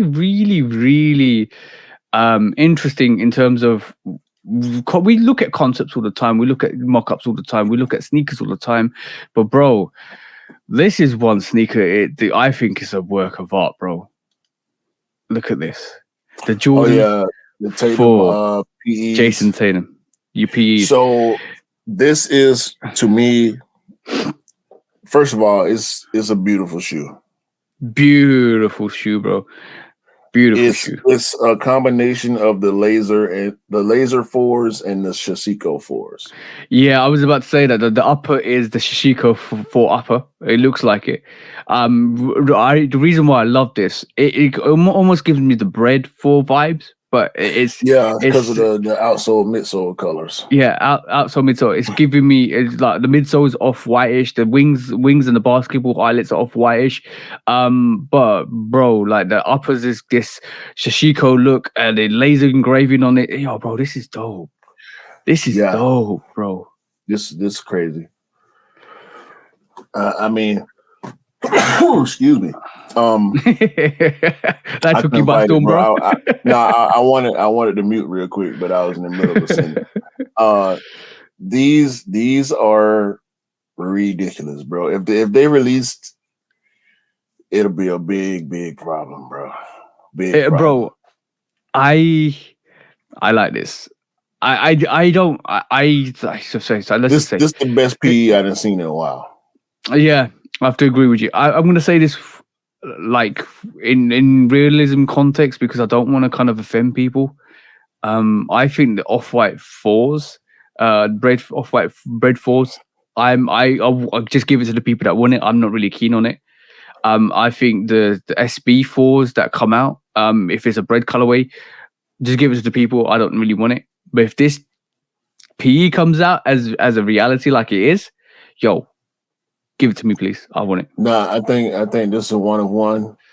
Jason Yeah. Tatum will be the only person in the world to have this shoe. Yo, bro, that's a very special sneaker to have 101, bro. That's a very special sneaker. I think that's very appropriate. I don't want to see anybody else have this shoe outside of Jason Tatum. Yeah, exactly. And talking about 101s, there's another situation that happened with was it Jordan's daughter? Yeah, Jasmine Jordan. Years back, she had a PE created for herself, and it's one of the dopest Jordan 1 PEs I personally ever seen. Green and gold, yo, lizard, crocodile print, leather, bro. This yo. You know when they created that, you know when they created that sneaker, what they basically said was, let's create a sneaker for Jasmine Jordan. Like, what can we do? Oh, let's put that crocodile skin on it. Let's put that gold on it. Let's put some money green on it. Cha-ching! Well, that gum outsole, bro. Jasmine, in my opinion, should be a Jordan brand designer on a regular basis because she ain't missed yet. Yeah. She ain't missed. She didn't miss with the 12s. She not 12s. I'm sorry. She had she created the Bordeaux 11s. Mm-hmm. There was also was it the gold 11s? Yeah. Women's exclusives. And now we seeing up close pictures because this a one of one too, I think. Yeah. I've never seen anybody else wearing this shoe. She posted pictures back in 2015 when she first got the shoe. And I mean, it's Michael Jordan's daughter, bro. But her eye for design. Look where she put the lace loop on the tongue. She brought the lace loop down halfway down rather than 3/4 up. Right, like at the fourth lace hole. She switched the whole silhouette up, still with the Nike Air tag on the tongue, greened out, embossed Wings logo, metallic gold bottom, gold aglets, on the green Is it gold laces. bottom or gun bottom? Is it gold or gun bottom? Because it looks more like gun bottoms. It looks more like gun bottoms to me. Because gum and gold are really close to each other. It looked gold bottom to me. Okay, cool. Well, like a translucent gold type of vibe. Yeah. Semi-translucent gold. That sneaker is dope, bro. Let's just that sneaker is absolute fire, bro. Leather guts.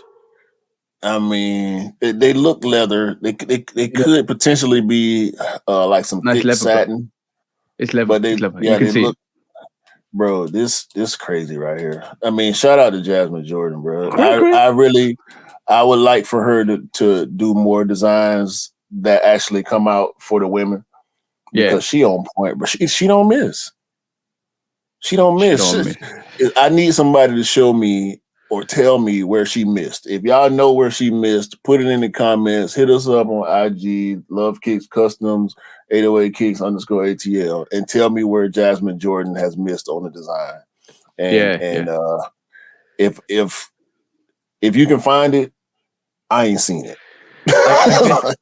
I guess when you sit with the greatest of all time and you sit with Tinker and Michael Jordan, then some of that greatness rubs off on you. So it's good to be in that presence of some greatness.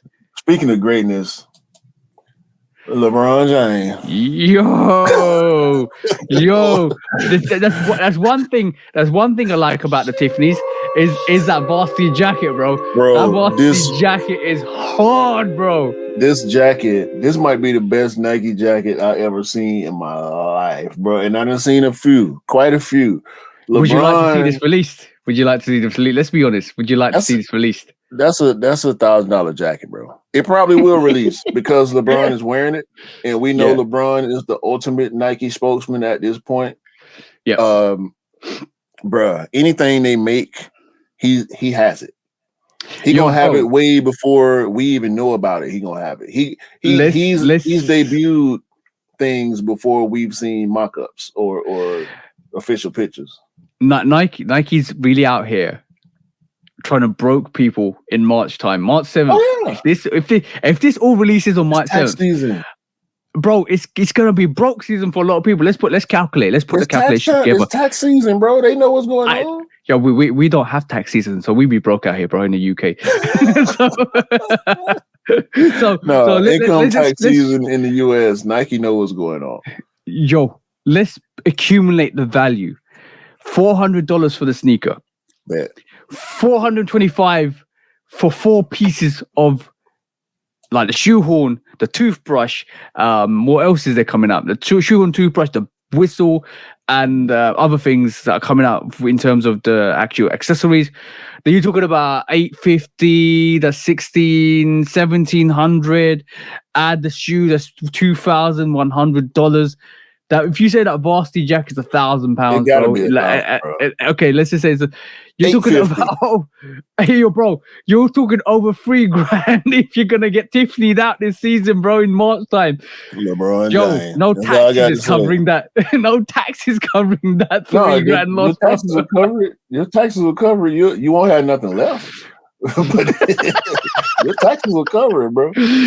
All I got to say is LeBron James. And listen, we know right now, as of this recording, LeBron James is 36 points away from eclipsing Kareem Abdul-Jabbar as the number 1 scorer in NBA history. He did this at Madison Square Garden. Yo, I mean, you can't do nothing with LeBron, bro. You can't do nothing with. I don't like the fact that he liked to go in the water with his pants, but with the black Tiffany's, the black pants, black socks, you can't really front on it, bro. And that jacket, dog. Oh my God, that jacket, bro. That jacket goes. I have a massive appreciation for varsity jackets. You know what? In the space of last year and the year before, I probably end up picking up 4, 5, maybe 6 varsity jackets. Yeah. I remember when you went on your varsity jacket binge, and you got some dope stuff. I think we've only seen one on IG so far.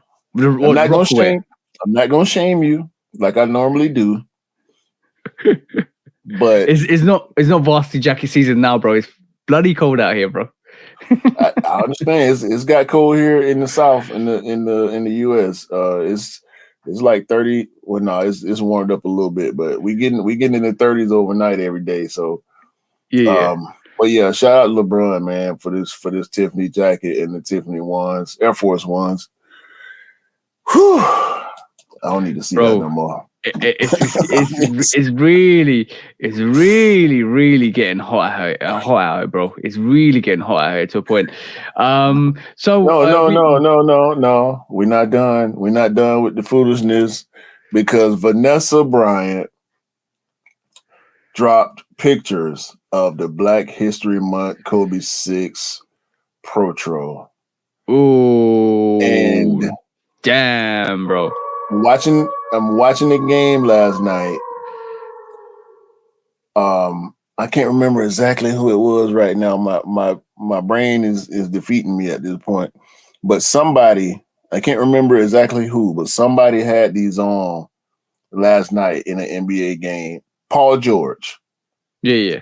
Paul George, who is a Nike athlete who has his own signature sneaker, was wearing the Kobe 6 Protro promo Black History Month pair. Whether you like Kobe's or not, bro, I don't care. These crazy. Yeah. Brown and tan with blue and pink. Oh man. You know we got hinted that the reverse Grinches are coming out this year. Yes. And we know there's gonna be hype behind that. Bro, I just really hope that people that really want those Kobe's that want to wear and rock them and actually kind of play with them actually get them, because like that's where it needs to go. That's where the energy needs to go. Well, the NBA players ain't gonna have too much of a problem getting them because they got the capital to spend the resale price. They're gonna probably once they drop and they sold out, they're gonna probably end up being 700, 800, 900. So we know NBA players ain't gonna have no problems getting them. But I'm going in for a pair. I know it's gonna be tough, but I'm gonna go in for a pair. Yeah. That's yo, bro. Talk about excitement for this year. This is just ridiculous. They would go with what I got on right now. Yeah, just go. Let's just hear this again. This sheesh and how vocal goes for the releases this year. Because we already in February, we are excited for fall time. We're excited for summertime. We're excited for springtime. We're excited for next month, bro. It's ridiculous, bro. It's a beautiful thing to be a sneaker at this moment in time. It is. Let's just be honest. Such an amazing time at this moment in time. But we haven't even finished this, bro. Because yo, quick strikes are crazy this week, bro. What else? Let's talk about this. Let's talk about the SB boxes, bro. Okay, yeah, because now we're going into the next era of SB boxes. The stripe box era is officially over. I think. Was the Orange Lobster the last stripe box? Yeah, I think so. So now we're getting this tan off-white kind of grayish silver box. Yeah, as you can see, it went from all these boxes like these are the predate boxes where they've actually like pre-SB, the orange box, the silver box, the pink box, the black box, the gold box, the blue box, the tape box, the teal box, and now we entered. I've actually got a teal box from that era as well, because I think I got the Doraemon SB Doraemon. What box did the Space Jam dunks come? They came. I can't remember. I think they came in the teal box, maybe. I think they came in the teal box, maybe potentially. I need to have a look. But yeah, the stripe box is another. It's the era from like 2019 to present. Yeah. So what's this new box look like, bro? The new box is, like I said, it's a grayish cream color with gray branding on it. The Nike swoosh SB branding. So when we go through the stripe box era, this is my favorite era. Even though there were a lot from the teal era, the gold box, the tape box era. Yeah. The orange, was it the orange box? Let me look again. The blue box go. It's a lot of heat from each era, but the stripe box era, we got arguably the best dunk of all time, which is the Ben and Jerry's. Of course, Orange Lobster. My favorite dunk high ever, the Strawberry Cough. The Para Hey. dunk. There was also the Hawaii dunk, which is a sleeper in my opinion. I Oh, love that bro, yeah. Hawaii dunk high. The Hawaii dunk is a sleeper. Like I seriously need to pull my finger out and actually try to get that for my missus because she loves that. She The absolutely loves what that dunk. the P Rod. Super I dope dunk. I think that's probably a bit better than the Ben and Jerry's in my opinion. What the P Rod? Yeah. Okay, I can live with that. And also the Grateful Dead pack. Yeah. That's another hard pack as well. One of the most difficult to attain dunks in recent years. That Grateful Dead Bear pack. Crazy. Shout out to Creptolic. Also the Bear Brick. The Bear Brick dunks were hard to get to. The Skunk dunk. The Travis Scott dunk low. Mm-hmm. So you really can't sleep on this stripe box era. I mean, I know dunk purists and long time dunk collectors will probably want to go back. We talk about lobsters that had the special boxes and like all the old dunks, the OG P Rod dunks, all the different P Rod dunks. The Jordan 1 dunks that we got years back. Not Jordan 1 dunks, the SB Jordan 1s that we got years back. I know what you mean. Bro, that's still one of the hardest SB. I think the Lance, was it Lance Mountains? Lance Mountain dunks. Yeah. What was the NY LA dunks? Yo, bro. Let me just say this. The LA to Chicago. Yes. SB Jordan 1s. Well, I should have doubled up on that. I would have taken one to the Chicago and we're putting design on it like Crepsaholics done. Shout out to the bro. That is still one of my favorite Jordan 1s. And you know how many Jordan 1s I have in my rotation. That's one of my favorites. I'm not even joking. That wipe away from the LA to the Chicago, and now I've got the Lost and Founds. I don't need to change it to the Chicago. Yeah. One of my favorites, bro. My favorites. The question: do you think now that you have Lost and Founds, do you think you should refinish that SB Jordan 1 to preserve the LA colorway? Yeah, I don't. What do you mean protect it? Put some like refinish it so to make the paint harder to fade. No. I'm gonna leave it where it is, because I feel that you would need to really skate that to actually make that colorway come off, and the way I rock it will not deteriorate that sneaker as much. But I want it to naturally fade into that Chicago colorway. But I know when you have something special in your hands, you have something special in your hands, and that is truly. And a lot of people don't talk about this. A lot of people don't really appreciate that sneaker, and the LA to Chicago SB Jordan 1 is fire, bro. Like I am so glad I pulled the trigger on it. Have you worn it? For that resale? Yeah. I've worn it several times. I actually have an IG picture of me wearing them. We went to New Malden, which is a Korean restaurant, and I actually wore them. Yo, bro, that is absolute fire. I still am pinching myself. Sometimes I'm gonna be honest. Sometimes I come into this room that you guys are actually seeing, right?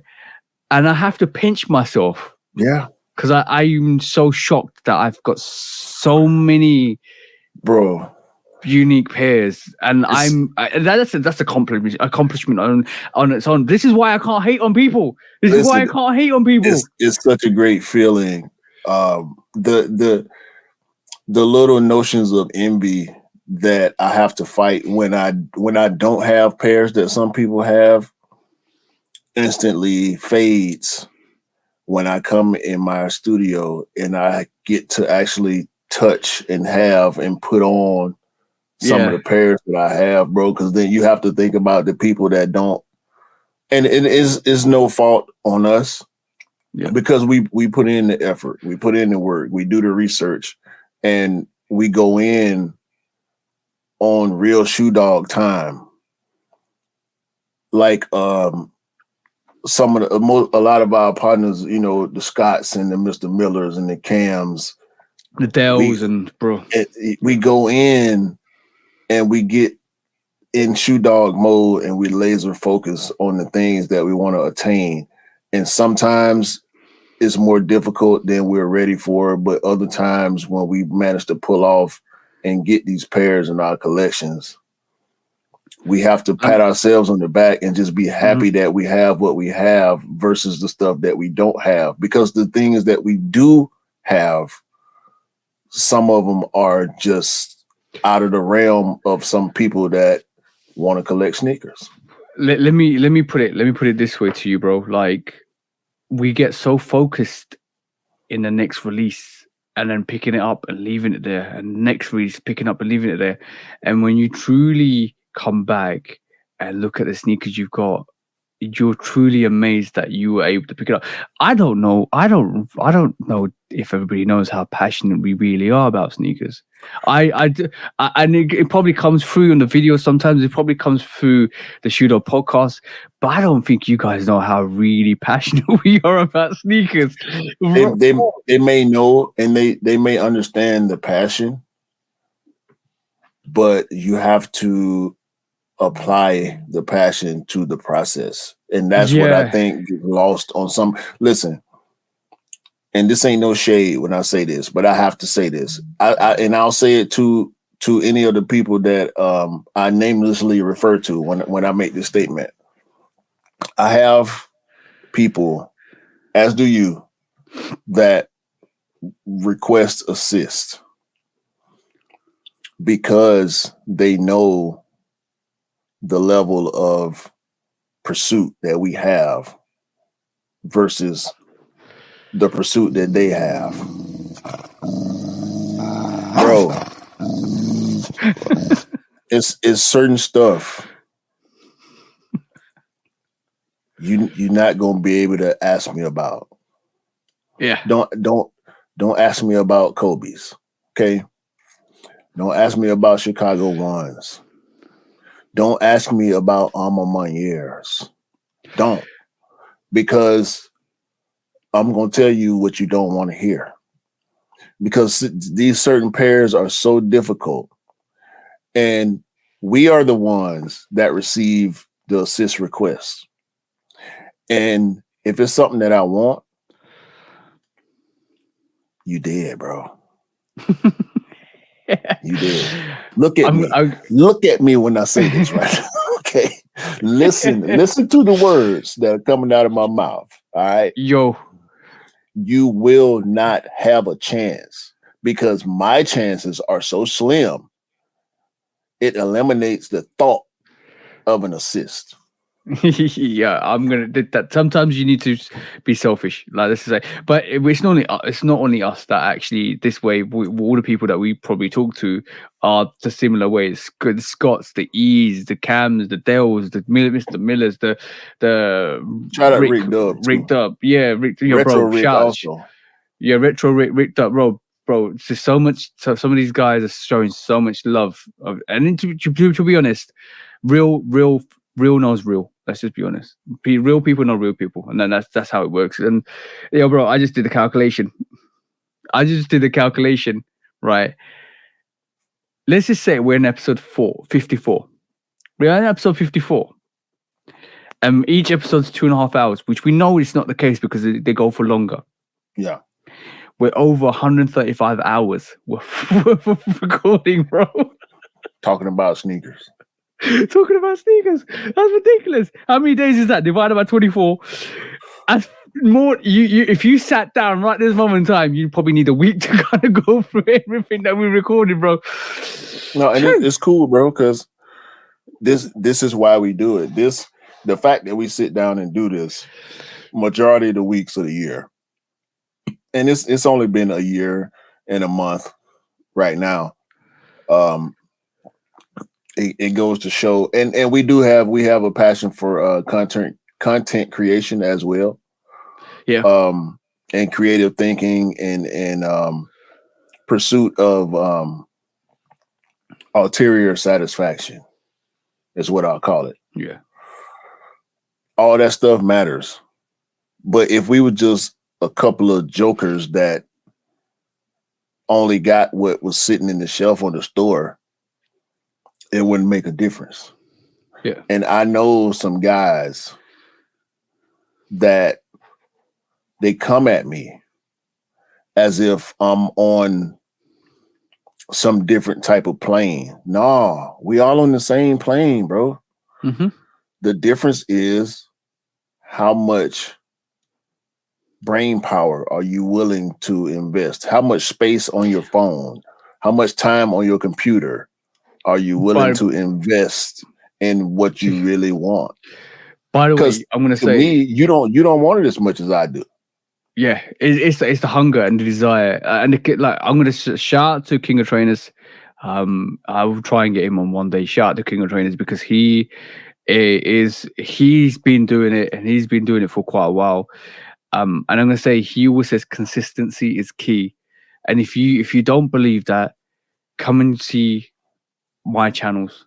Come and see Q's channels. Come and see the progress on the Shootout podcast. Come and see the progress. Yo, bro, I just hit 3K on TikTok, on my own TikTok, and that's me consistently uploading every single day, and that's consistently more people to cop sneakers. And that's consistently me doing it for a year. And I know IG's IG, and IG's not really good at the moment, and it's not been good for a little while. And my I'm not even watching followers, but like TikTok is just crazy with it. To get 3K, my aim is hopefully to get 10K at the end of this year. Let's see what happens with that, bro. To get 3K in the space of less than a year, that's ridiculous. Yeah. Ridiculous. So yeah, guys, consistency is key. Consistency and passion can get you to where you want to get to. It will open doors, it will open planes, it will open access points.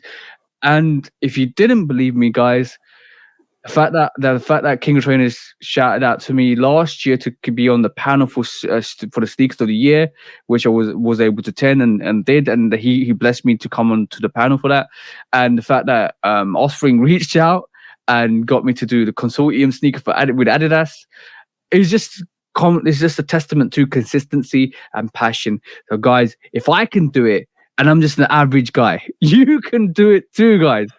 But perception is reality. So we can say it all the time. We can say it till we blue in the face and until our voices are hoarse. But we can't help how somebody else perceives us. And I appreciate it. I appreciate the acknowledgement because that's how I got to take it. I take it as acknowledgement of the passion that we possess because people that know, and people that don't ask. And sometimes people ask questions that don't make sense to me because I'm so far gone into it. And they may in their circle or their immediate friend group, they may be that person. Yep. But I'm that person in my immediate group, and my immediate group is more experienced or more knowledgeable than their immediate group. You get what I'm saying? So it's constant levels to it. They can look at me or you and say, nah, y'all on a different level. Guess what? I know Mr. Miller. I know Cam. You know what I'm saying? I know Retro Rick. They get their hands on stuff that I will have no 0 to 1 chance. We not 1 in a million, 0 to 1. It will be a miracle for me to get my hands on some of the stuff that they get their hands on. You know what I'm saying? Yeah. And there's definitely different levels to this. There's different lanes to this. There's definitely different kind of sneakerheads in this. And guys, you can do this. If you really want to do this, you can do this. It's about progression. It's about progression. It takes a lot. I started from nowhere, so the queue start from nowhere. We had to put the time and effort in. Look, I'm going to tell you guys the amount of content that me and Q push up on a regular, and to sit down this on a Sunday between 3. We do one takes. A lot of people don't believe we do one takes. We do one takes. This is one take and done. Right? A lot of people we'll edit stuff out. We don't edit nothing in. Yeah. we might cut stuff off, but this is a one take, and this is one take, one done. You're done. Let's walk away. Let's process and get it out to all the channels. Yeah, every Sunday we have to sit down for 3 hours to 4 hours of our time to record this. Every Saturday we sit down and do a program meeting. Every week we're looking through subjects and topics to discuss. So it takes time and effort, but if you got the commitment to do it, you can do it. And we both have relationships. And I'm gonna say this right now. My wife in there waiting on me to get done with this. So we can have the rest of our Sunday. This the part that y'all don't understand. This the part that y'all don't see. And that's fine, because everybody that's doing something. Listen, I wish we could do this and still have all the free time, but that's not how life works.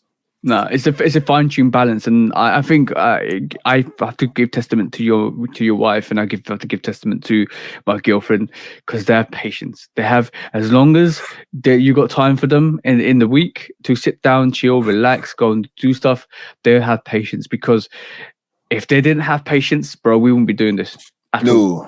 And that's why, I have to speak on periodically the support that we get from the people that we get it from. And it's not only the viewers and the supporters that we don't know or don't have immediate contact with. It's also family members and significant others that are involved in this, because they have to appreciate it as much as they possibly can. My wife ain't no sneakerhead.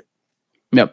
I talk her face off about shoes, and she'll just let me talk. Yeah. Same with my missus. Same with my missus. She appreciate my fresh, but she don't really care. If I had just 2 pairs of shoes, as long as they're clean, she wouldn't care. Yeah. I'm gonna say shout out to everybody that supported us as well, because that without you guys supporting us, I don't think we would be anywhere close to where we want to be at the moment. And I think we just only thing that's gonna happen is we're gonna keep growing. I'm nearly at 700 followers on YouTube. Thank you guys for actually following and liking, subscribing. I am just keeping on progressing, keeping on helping.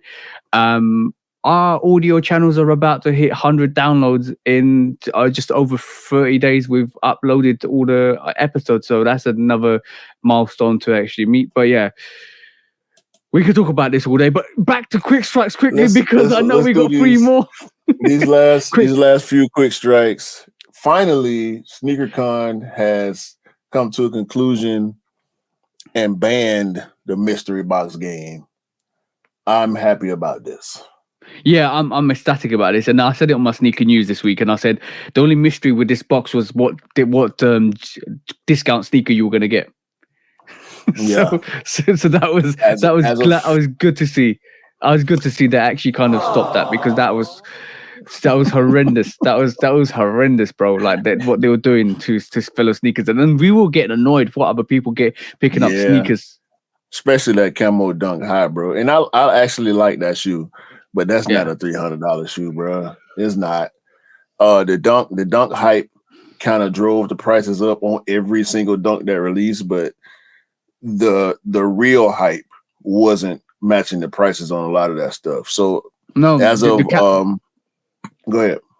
The cap was in realistic terms. The cap was when the sneaker was actually valued at £80 on the resale platforms, and the sneaker con actually put that for $300 as the fee offered for that sneaker. Well, it wasn't sneaker con; it was the actual resale store that was running the mystery box game. The resale store. Sneaker con took a lot of the heat for this, and I don't think they deserved 100% of the heat, but they did deserve a certain percentage of it because they allowed it at their events. So and it was an ongoing thing. It's like they deserve that splashback. Yeah, it was an ongoing thing at every sneaker con. The same people were showing up and doing the mystery box game, and it was cap. People were getting cheated, and I feel bad for the people that got cheated, but it's a gamble. I don't gamble, so I don't feel bad for somebody that blows their whole check in a casino because I don't do that. So it's a choice that you make, a conscious decision that you make, and you suffer the consequences when you lose. So with that being said, February the 4th, yesterday, Saturday, February the 4th, was the first sneaker con in a while where they will not have people doing mystery boxes, and it's a good thing for the sneaker culture.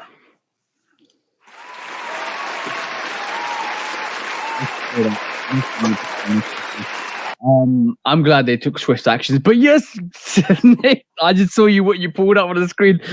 Next quick strike is this Mischief red boots, bro. Yo, this I want these. I want to be Astro Boy, bro. No. I know. I saw this already. Astro Boy. These the Astro Boys. These the Mickey Mouse. These the I don't know this the monkey character from Dora the Explorer. Yeah. Cuphead. Like, yeah, bro. Ronald McDonald. Bro, I mean, minus the laces. This is real. This is genius. This is genius, bro. This is genius. Why is this real, bro? Like, I don't understand why, bro. It's all in the name, Mischief. Look at this guy. Look at this guy wearing these big red boots. Mischief. Oh my God, Mischief. You know what, bro? I'm gonna say. Look at this. They look like some Wellingtons. If you listen to this, go and check out the new. What's it called, bro? What's the sneaker called? The big red boot.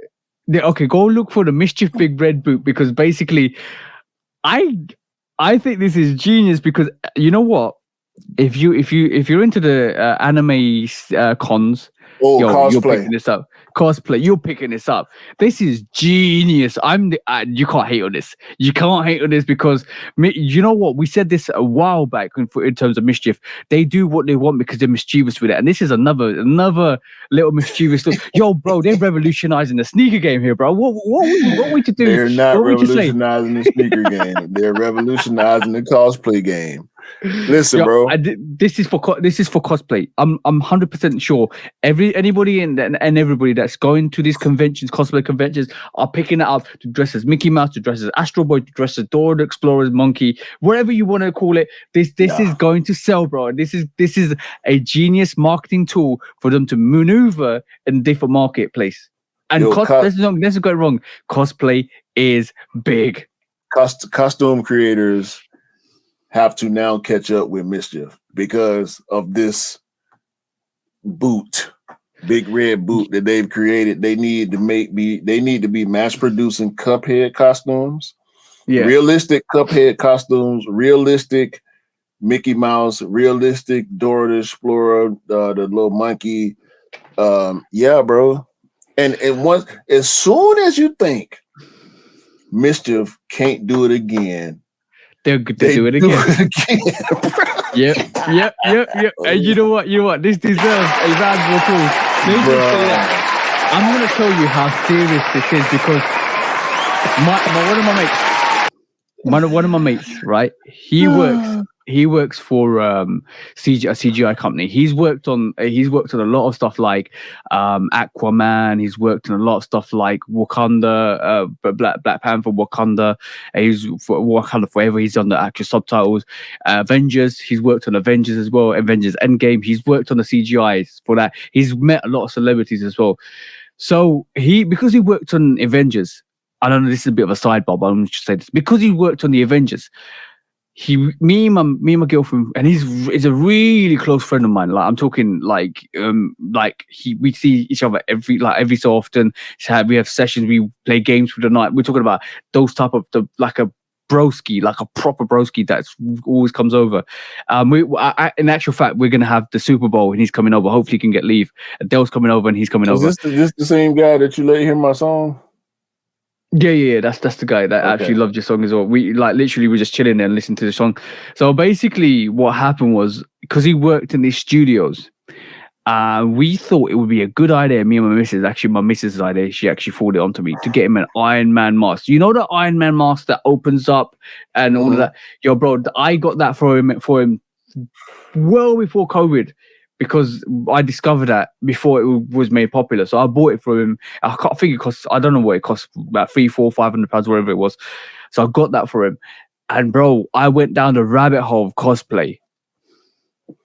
They were making Iron Man suits, bro. Yes, they were making Batman. Iron Man. That same company made the what do you call it, Spider-Man mask with eyes. Yo, bro, I'm talking cosplay is a big thing. No, listen, bro. There's this channel, not channel. There's an account on IG called Black Anime.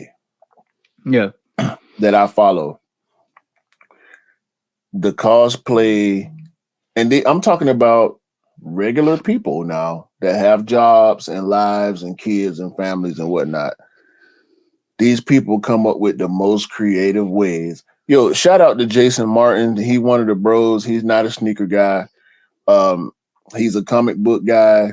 He's a financial guy. Actually, we went to high school together. I didn't know him in high school, but I know him through my relation to Black in 99 with Let's Go Here. Mm-hmm. Shout out hashtag Let's Go Here. Jason is a cosplayer. When I tell you the man come up with some of the dopest ideas, and he makes his own mask. Yep. Cosplay, when we talking cosplay, is a real culture outside of the comic book culture, because we know a lot of people love comics, a lot of people love anime, but to go into cosplay is a totally different level. We was just talking about levels with sneakers. Pop culture is one level, cosplay is the next level to people that love pop culture. So shout out to everybody that participates in cosplay, man. It's not a game. These people spend hundreds and thousands of dollars on and costumes. You thought sneakerheads were bad. Bro. Yeah. Let's not even talk about that. That is some serious money in that, bro. Serious money in that. They spend it for real. All right, what's the other two quick strikes, bro? I only got one more. Go on. Bring it up, bro. The Christopher Wallace Jordan 13. Yes. Sotheby's made, was it 300? Was it 300? No. There's only 23 pairs of that, Biggie. Well, okay. I'm trying to think of the total number of all the auctions, but let's just go size 11, right? Because that's both our size. Oh, you're talking about the valuation? Because basically, I know that they the highest bid was like 39. But it was over 300,000 total generated for that. Yeah. Size 11.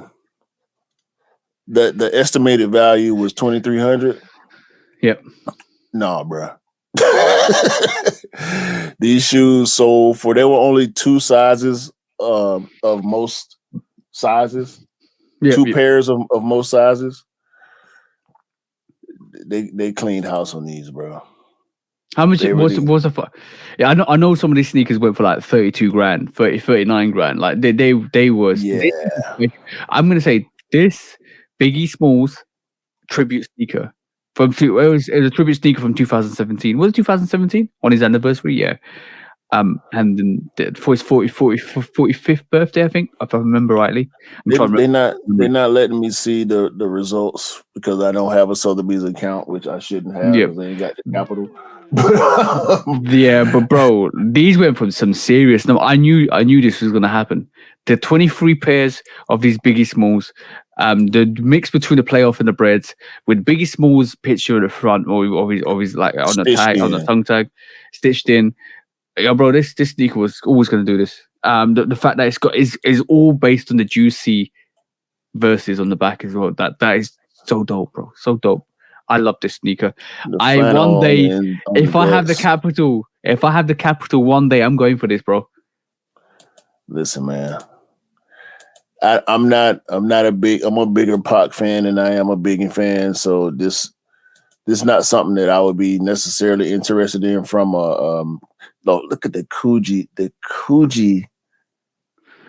Oh my God. All right. Quickly moving on. While Q faints on his desk by looking at the Jordan 3 Biggie Smalls, let's move on to the next quick strike quickly because, yo, bro, one thing I definitely want to say was Yeezy supply is finally dead, bro.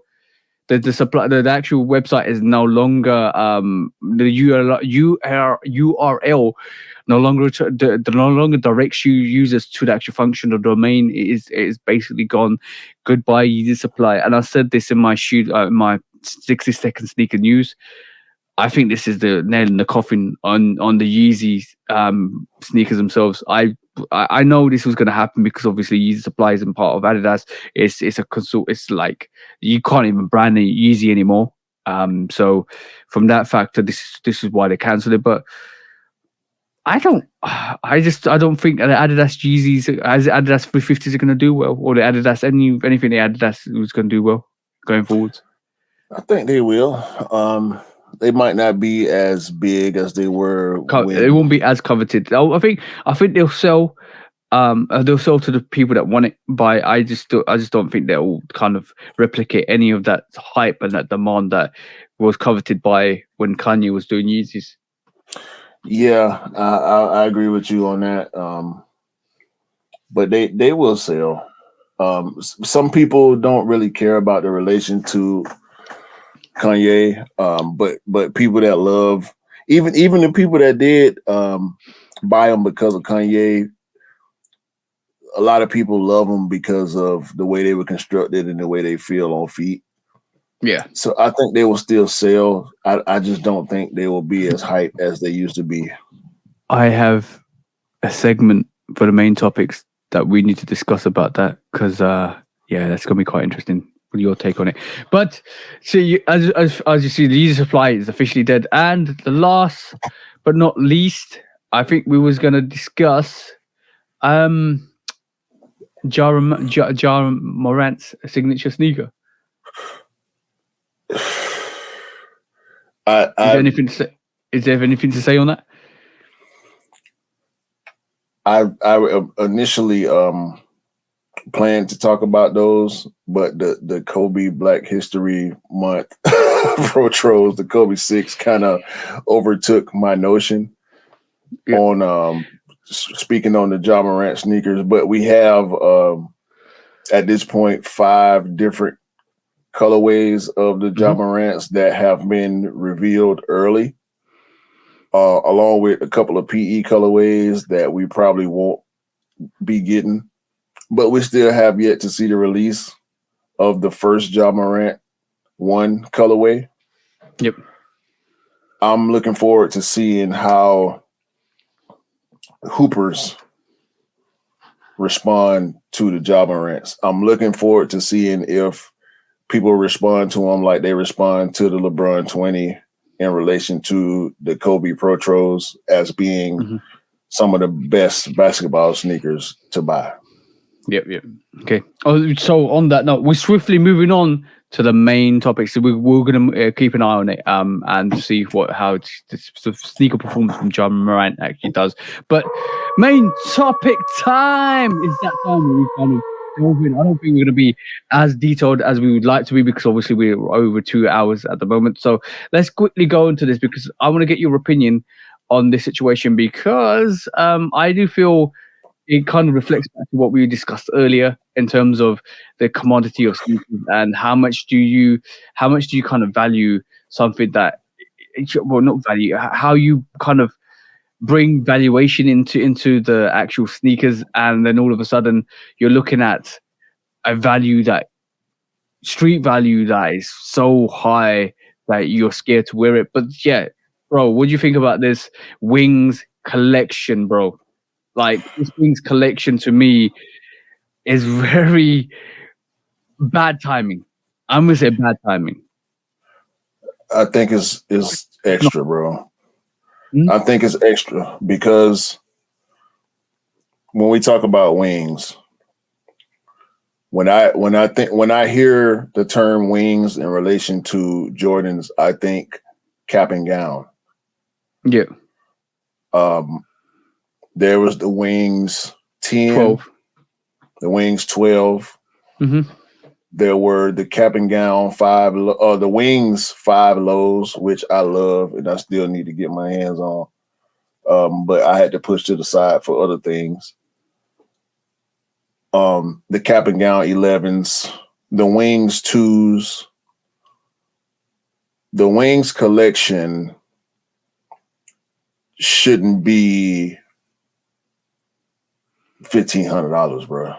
All right, so let me quickly break down the prices for everybody that doesn't know. So there's the Wings collection comes with the Air Jordan 1 High 85 Wings Black Wolf Grey. Apparently that's what the name is. And there's no images to this. Obviously, it looks like it's going to come out in summer 2023. Hold on. Are we talking about a pack or are we talking about an individual shoe? But this is a pack, bro. This whole collection is a pack. I'm going to give you the prices for this. So Okay. apparently the Black Wolf Grey what we're going to get is about 1,500, right? So that's where the For one shoe. For one shoe. That's the question I'm asking. Is 1,500 per or for a whole shoe. pack? Per. So 1,500 for the shoe. So next one is the same one, Air Jordan 1 High 85 Wings. And guys, I only thought they did an 85 High or an OG cut 85 High once a year. So it looks like we're getting more this year. So they recognize that we're getting obviously the black and white 85 OG cut High. We're getting 2 now, apparently, from this cut in part of the collection. 85 Wings. This is the Phantom Wolf Grey. This is again 1,500. There's another Air Jordan 1 Low 85 Wings. It's the Summit white French blue, which is 1,300. And there's another Air Jordan 1 Low 85 Summit White Wolf Grey, which is 1,300. There is, I don't know why they called it Panda, but there is Air Jordan 1 85 Wings Panda Low, which is 1,300. And this is cap, bro, because they did this because of the panda population. So they're creating hysteria of the pandemonium. 1,300, bro, for a pair of Air Jordan 1 Pandas Lows. So that pack alone is quite extensive in price. So now I hope this gold plated. I hope it comes with the bells and whistles. I hope it comes with everything because I don't understand.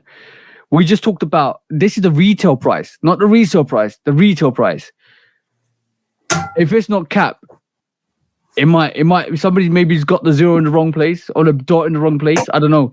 But if this is the real price, I think it's in bad taste. Me personally, I think it's in bad taste, especially after somebody got killed in Chicago over a pair of sneakers. Somebody got battered in I can't remember. What was New York? Yeah, that's what, New York, for a pair of lost and founds. And then off the back of that, you actually introduced this Air Jordan Wings collection pack. I know not the average person is going to be wearing it, but some people are going to go for this. Some people are going to pay that price. Some people are going to wear this, and some people are going to become targets because of this. I think the timing's just wrong to release this information. I just don't know. I don't understand it. If I'm honest. This is really BS. honest. 100% BS right here, bro. What in the what are you doing to the shoe to make it $1,500 retail, bro? What this heaven's leather? Like, what you doing? Somebody needs to explain this. $1,500 for a Jordan 1 high 85. Bruh, no, bruh. It was it's bad not enough even. with the Dior ones. Yeah, it's not like it's a designer collaboration. It's just not like I said this months back. I just feel like Jordan Brand are taking that high end fashion approach, especially with the Dior, bro. This is Cat 101. Bro, as soon as you make a Jordan and you start putting gold on it, apparently the mock-ups look like they got gold on it, and that's these sneakers mock-ups. So I don't trust it. I can't trust the mock-ups because obviously nobody's seen what the visuals are going to be. Gold what? Shout to these sneakers for trying to put mock-ups for stuff or predicting what stuff's going to look like. But I heard gold paneling. Look, the Tiffany Jordan, Tiffany Air Force One has got that silver plaque at the back is the reason why that sneaker's $400. So I'm I can visioning. understand that way more than this right here, bro. Like what? I know Why? Why? I just don't need know. to know why. I'm not asking you why. Will the Wings logo be in gold? Will it be gold plated? Will it? I don't know, bro. I don't know. I'm not asking you why. I need to know from Jordan Brand why this shoe is allegedly retailing for this much money, bro. I don't care if it's 5 pairs. They did 5 pairs of Travis Scott PlayStation Dunk Lows. They wasn't $1,500 retail for 5 pairs that the public had access to. So there's a minute possibility of you owning that shoe as a real person. So I mean, when I say real person, I'm talking about somebody that actually goes to work 5, 6, 7 days a week. But I'm just maybe, bro. Maybe, bro. This is. I don't know. I just want to. I can't. I don't. I really don't want to. I don't like it. This. I don't like this at all, bro. 1,500 retail for a Jordan 1 85 cut. Is that the new price, bro? This like what new price? New price for what? I won't be buying no more Jordans. You know what would be really funny? We're talking about this now, and all of a sudden we realize that somebody's put the dot in the wrong place. It should be $150. No, they wouldn't. They wouldn't be 150 because that's less than retail. But I tell me 250. Tell me 300. Don't tell, bro. The ship pack was 750. Mm-hmm. Was it 700, 750 for the ship pack retail? Bro, I can understand that. And you getting 2. What will you expect? Okay, cool. Limited sneakers with limited special packaging and all numbered pairs and all. I can understand that a hell of a lot more than $1,500 for one shoe, bro. That's why I asked. Are we talking about a pack? Are you getting 3 shoes for $1,500? No, one shoe for $1,500, bro. And listen, again, what would you expect? I have to go back to the Dior because $2,300, even the Louis Vuitton Air Force One, $2,300 for a Louis Vuitton print premium leather sneaker, bro. This shoe gonna have to. Come on, bro. Then my question to you is, what would you expect to come with 1,500? If you was going to buy that sneaker? I need 2 sneakers. First of all, I need a high and a low. Mm-hmm. That's what I need for $1,500.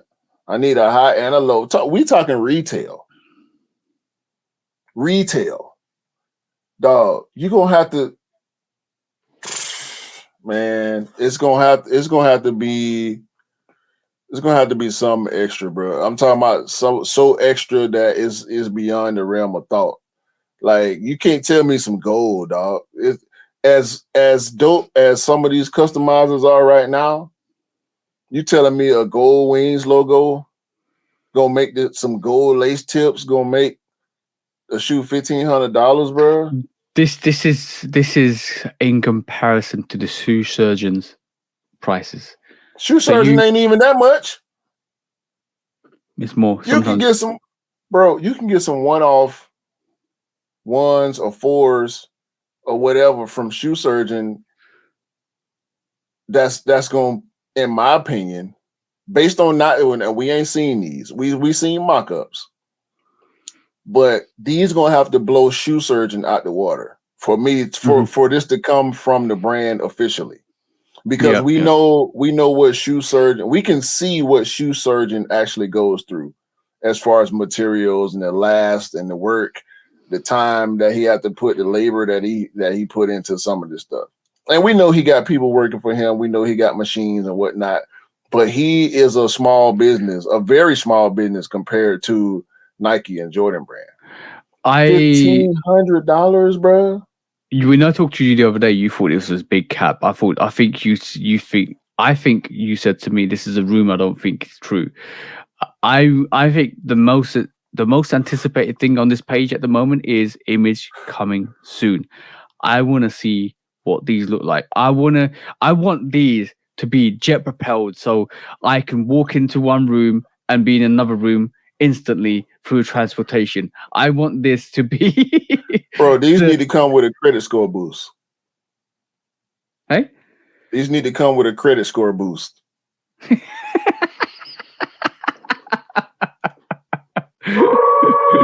Straight up, bro. These need to come with tax exemption for a year. Yeah. And I know that's a US thing, income tax and whatnot. These need to come with tax exempt status for a year, no penalties. You know what would be really, really great for this sneaker, right? If they gave you the sneaker, then gave you a percentage of Jordan brand. Something. Give me 0.3. Because that's a lot. 0.3 is a lot. Yeah. Give me 0.3, bro. Give me some shares with this sneaker. I'll do it. Give me some shares. If this was a regular GR material constructed Jordan 1 with glue stains and everything. We come up with some amazing ideas, but this is another one. Like, I'm just saying, Jordan brand cares about you. So what we're gonna do is make you pay $1,500 for a sneaker, give you 0.3 shares, and give you a sneaker on top of it. Give me a Jordan 1 high prototype with 0.3% shares in the Jordan brand stock. I got you, $1,500. Here you go. You know that price is only going up and up and up over the years.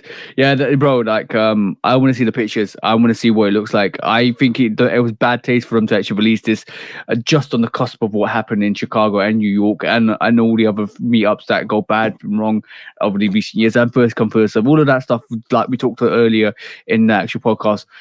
I think to then all of a sudden turn around and release the sneakers for $1,500 for retail, because that. Everybody's now anticipating what that looks like, and if it looks premium, and people start wearing it on the street, you're making your target again. We go back to what we talked about at the start of this podcast, because, bro, it's no need for this.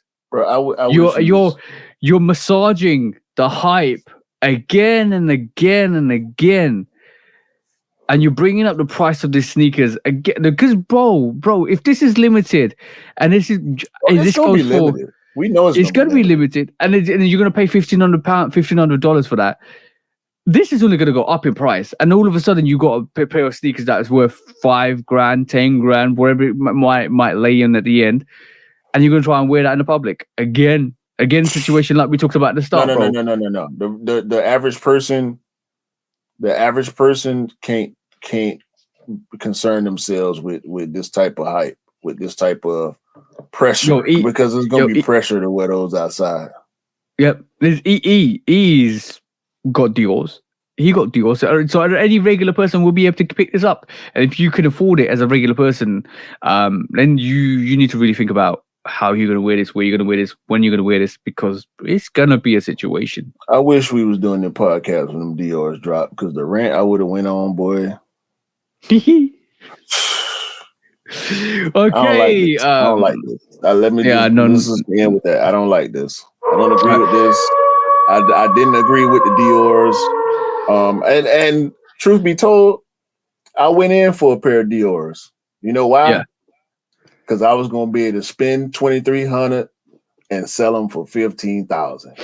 And that was the main reason why I went in for. I was gonna do a review, and they was out of here. Yeah, would have been dope. All right, cool. Last subject for this podcast. Yo, bro, we always say Yeezys are comfortable, right?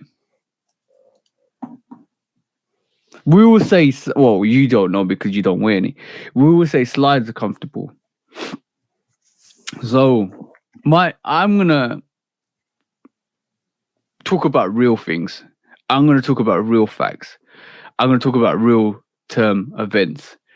So I wear Yeezy slides at home, and my girlfriend does too. I don't have a problem with them. My girlfriend does. She wears them true to size. They're not snug. They fit well. They're not. She doesn't need to go a size up or down.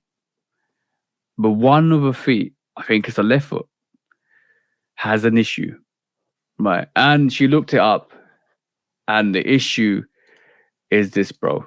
I'm gonna try and say this, but I don't know if I can say this. Plantar fasciitis.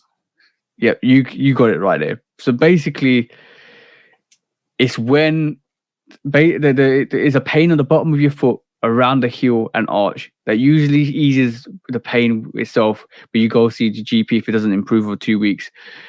She's been wearing she's had these issues with certain sneakers before. Now she's been wearing Yeezys, right? And over a period of time, she's got this problem where she has her arch of her foot to the heel of her foot is hurting because for her she's constantly wearing Yeezys in the house. So now that problem is elaborated recently to her looking it up, her finding out more information to the point where there's a Reddit with a whole lot of people that are actually facing the same problem. So it's not only her, bro. It's a lot of people out here that actually find Yeezy slides uncomfortable because they have that issue. So in reality, this is just a warning or public service announcement to you guys. If you start suffering with this and it's very hurtful, you can really feel it on the palm of your feet, in the arch of your feet. You'll find it really hard to walk as well. So if you start feeling those pains while wearing Yeezy slides, I'm gonna say, guys, please put those Yeezy slides away and wear some regular slides that are more firmer. I think it's because of the way the slides situate to your feet and mold to your feet that actually the response and the fit to your feet are actually detrimental, because obviously it feels like she needs to wear more sturdier slides. When she wears any other slide, they find when she wears a Nike slides, or when she wears my Yeezy slides, they're more comfortable than her regular size. It's not because, and my slides are huge, like, because it's just the fact that the way they fit. I don't know why, but this is an issue, bro. And this is not the only case on this. There's somebody said just got new bone Yeezy slides last week, and they've been hurting the soles and slides of my feet, the sides of my feet. At first, they were big, and then they shrunk to fit perfect, but then it's painful when I walk. So people reaching out. I got my first pair of slides in 2019, and to be honest, I thought they were just uncomfortable. I started taking my dogs out in terms of short walks, and eventually they're broken and uncomfortable now. But recently got another pair, and those are very comfortable. Some people are trying to give guidance. Some people are trying to kind of work out what the issues are. Some people are saying they're too small. Some people are saying they're too big. I got my missus the right size. Her right foot is fine. Her left foot is not.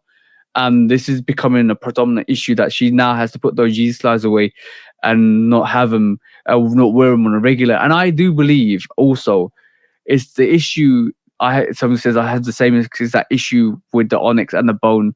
But so I do believe that because a lot of people are wearing slides more, as because of fashion. Because let's be honest, before you use slides, I didn't wear slides at home. I just walked around barefoot with socks, or with just barefoot socks, and now wear slides more and more because it's the thing to do, because you have an option of wearing slides because it's fashionable as well.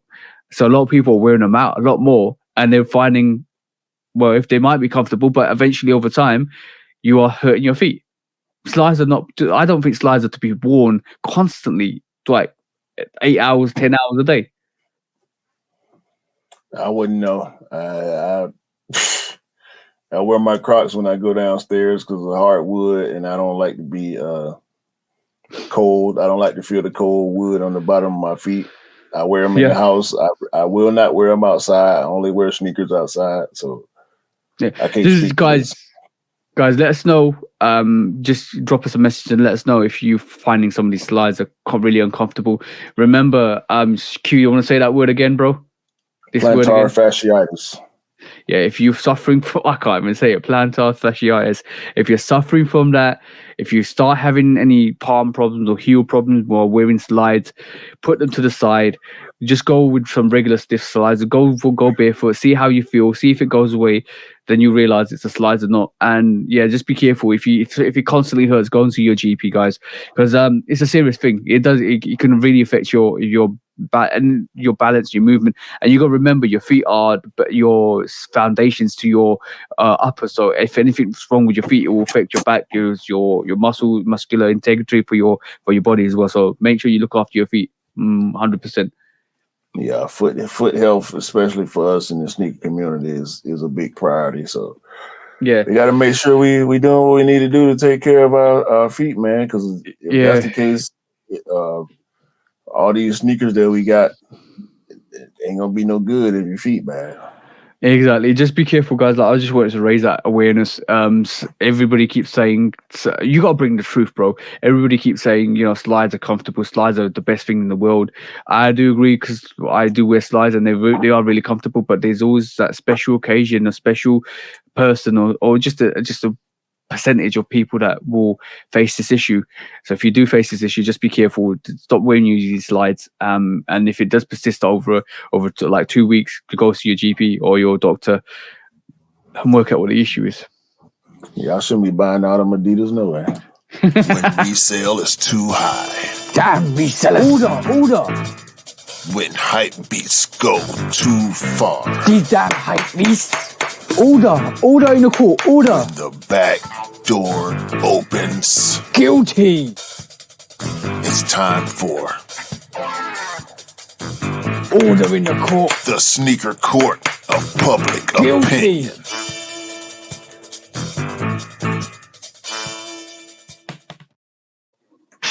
Yo.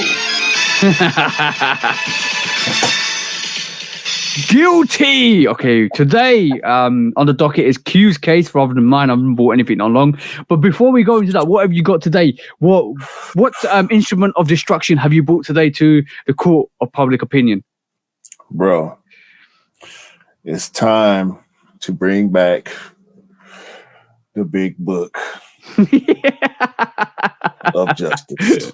The Book of Justice. The Book of Justice, guys. The Shoe Dog Phil Knight Book of Justice. By the way, I for this little segment, I am judge. I can't remember my name now. Judge public opinion. Judge public opinion, and this is executioner. I totally forgot. My mind went blank in an instant, bro. You think about them users you got. That's what. Yeah. Probably, bro. Bro, listen. So if y'all watch Shoe Dogs React on Wednesdays live on YouTube, y'all would know that this past week, TJ showed the Air Force One.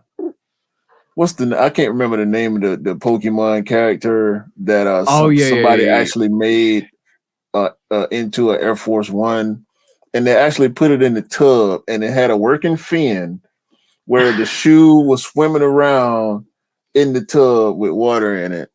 I know where this is going. I'm so sick. And this might be a personal thing, bro. And I'm going to make my own judgment on this case. I don't care how none of y'all feel about it, because my brother TJ is a customizer. Cam is a customizer. I've done my own customs at this point. We talk about Shoe Surgeon and Mosque and all the caddy customs and the great customizers that we have out here in the world today.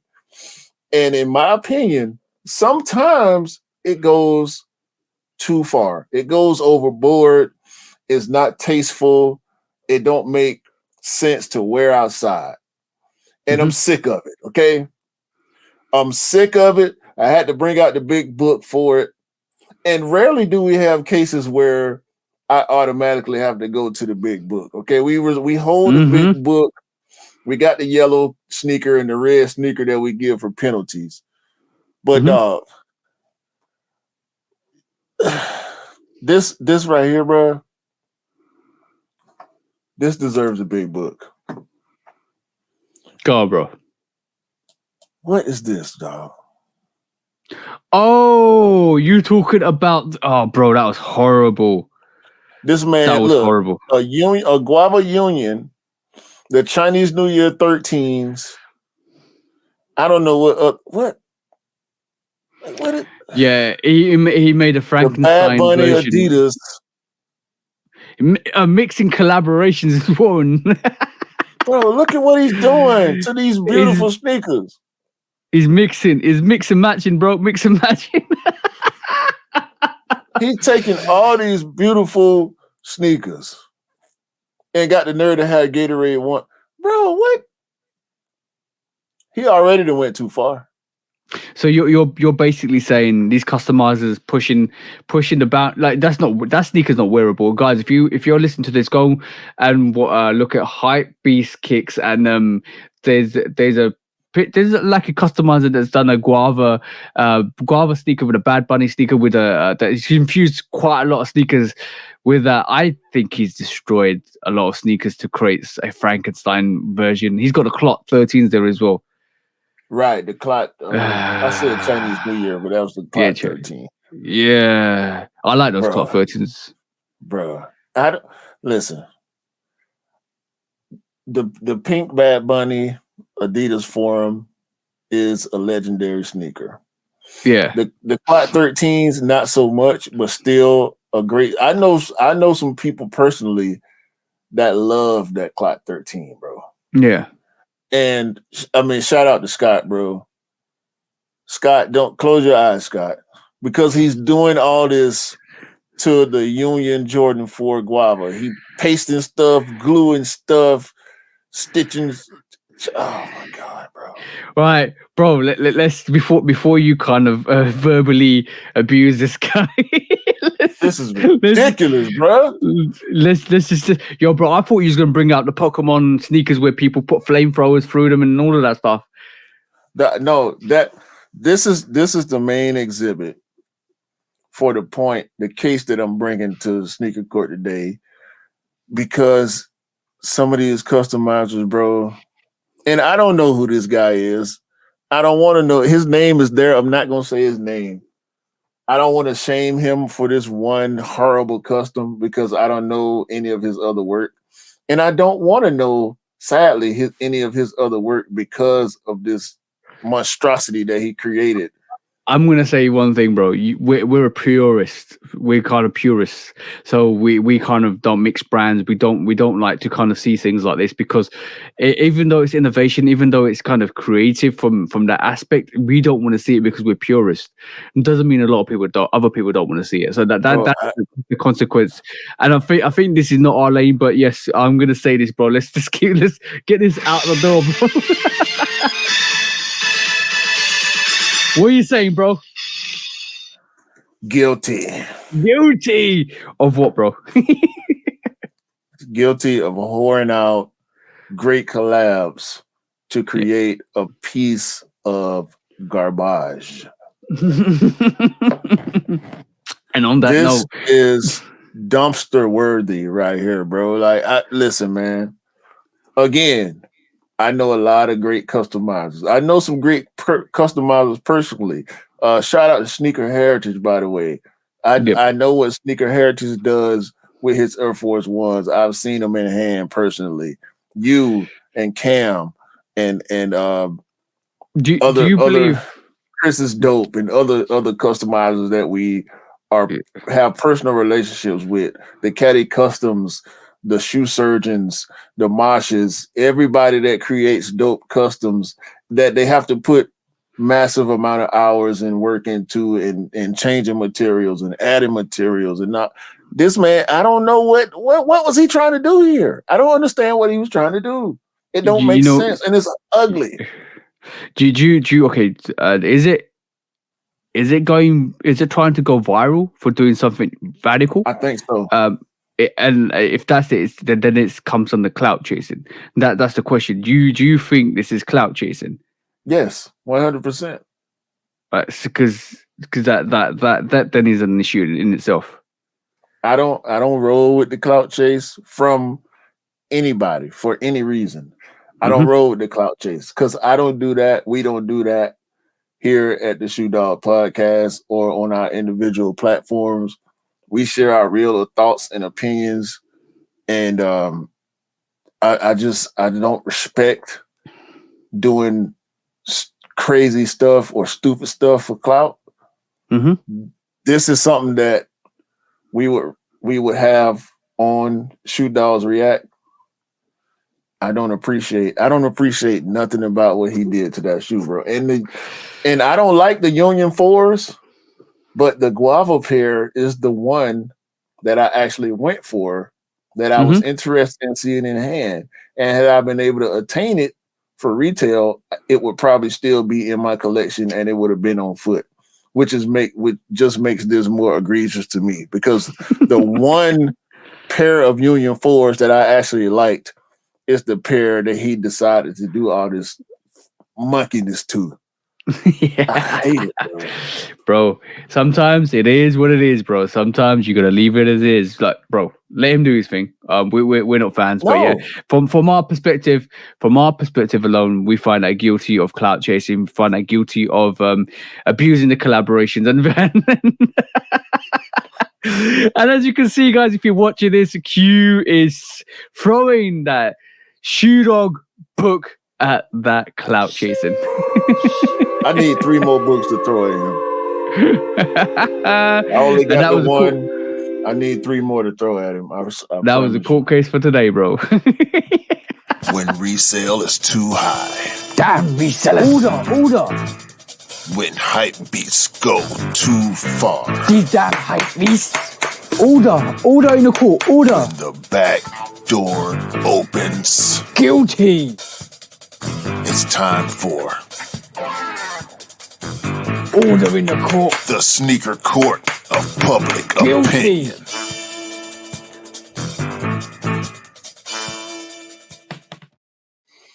All right, bro. We kept the people on here for quite a while today because we talked. Well, I think we went in. We didn't expect to go in as hard as we did because the first hour was just filled with the stuff about Chicago and the police brutality. But bro, it had to be said. It had to be said. We're more passionate about people than we are about sneakers, to be honest. So.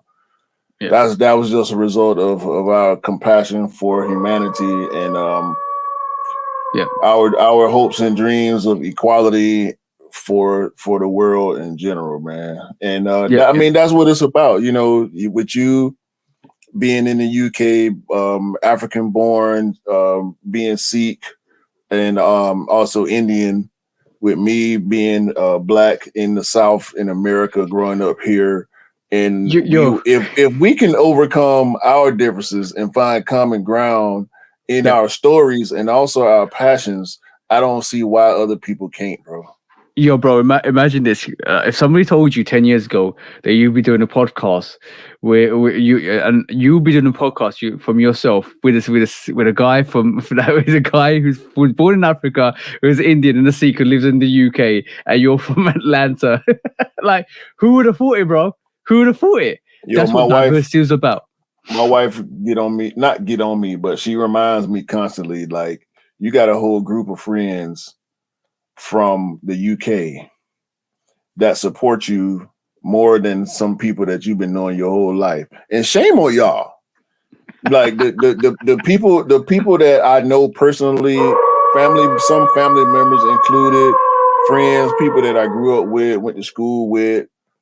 Even to a certain degree, some people that I work with that know me currently, that know who I am and what I do. I guess they maybe don't know who I am for real, but it's amazing, bro. The journey to becoming friends with you, Scott, E, even Cam and Miller and Polar, and like all the guys that ain't none of y'all local to me. You know what I'm saying? Even some of the guys that are in the US that aren't local to me, a lot of my friends, and I do consider y'all true friends, in some cases best friends, like you and Cam and E in particular.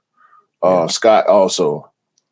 And we don't let our differences, we've even had conversations about, you know, race and ethnicity and all that kind of stuff. And I don't have people that are local to me that really understand me to the level that some of y'all do. And it's just great, bro. I enjoy it. I appreciate it. I love y'all truly. I know I kind of caught you off guard a little bit when I first started telling you I love you, because I really do. And it's genuine love, like a brother, you know what I'm saying? Like a real family member. So we treat each other with respect. We troll each other. We joke and have fun with each other, you know, like real friends are supposed to. But I love it, bro. And I appreciate it for what it is, 100%. Yeah. We're here to make dreams come true. I think one of something I actually said the other day to you kind of hit home. I would love to just jump on a plane and just come and chill with you. Like, that would be awesome. One day, if it happens, one day this is what happen. Me and Q will be doing a podcast from the same room. We will. For sure, it's gonna happen. But bro, you have to have belief in yourself to kind of keep pushing. I was spitting bars the other day to my missus, and I said, the reason why some people hate on you, right? The reason why some people hate on you because you do what they don't want to do, but reason why you do what you want to do is, but you do what you want to do because bro, I can't even say it again because there's that moment it came out just so well. Because at the end of the day, like, this is why I encourage people. This is why I keep pushing people and encourage people to do what they want to do and excel in what they want to do, is because I want to see everybody constantly be great. I want to, and if you want to be like, haters always going to be watching what you do constantly and never progressing with their own stuff, because all of that focus should be on themselves to progress where they want to be, right? But rather than that, they throw that shade on you. So the people that are still here and we still talk to, you guys are a blessing. The people that are not supposed to be here are not supposed to be here, and they're doing what they want to do. See what I'm saying? From my perspective, and it's always going to be that from my angles. We know certain situations through the years, we're still here. We're still standing. We're going to still be here. We'll still be here when we're 50, 60 guys. Trust me, because we'll still be helping people. We'll still be helping as much people. We'll still be as passionate about sneakers as possible. And when Q does say this, and you do say this, we will only stop doing the podcast when we're tired and we have no passion for it. But every week I look forward to this. Every week I look forward to this, and I don't think that's ever gonna die. And next week we're taking a break, guys, because it's because Q's on holiday. But vacation, except for that, I'm saying this, and guys are like, you're not doing it. You know what?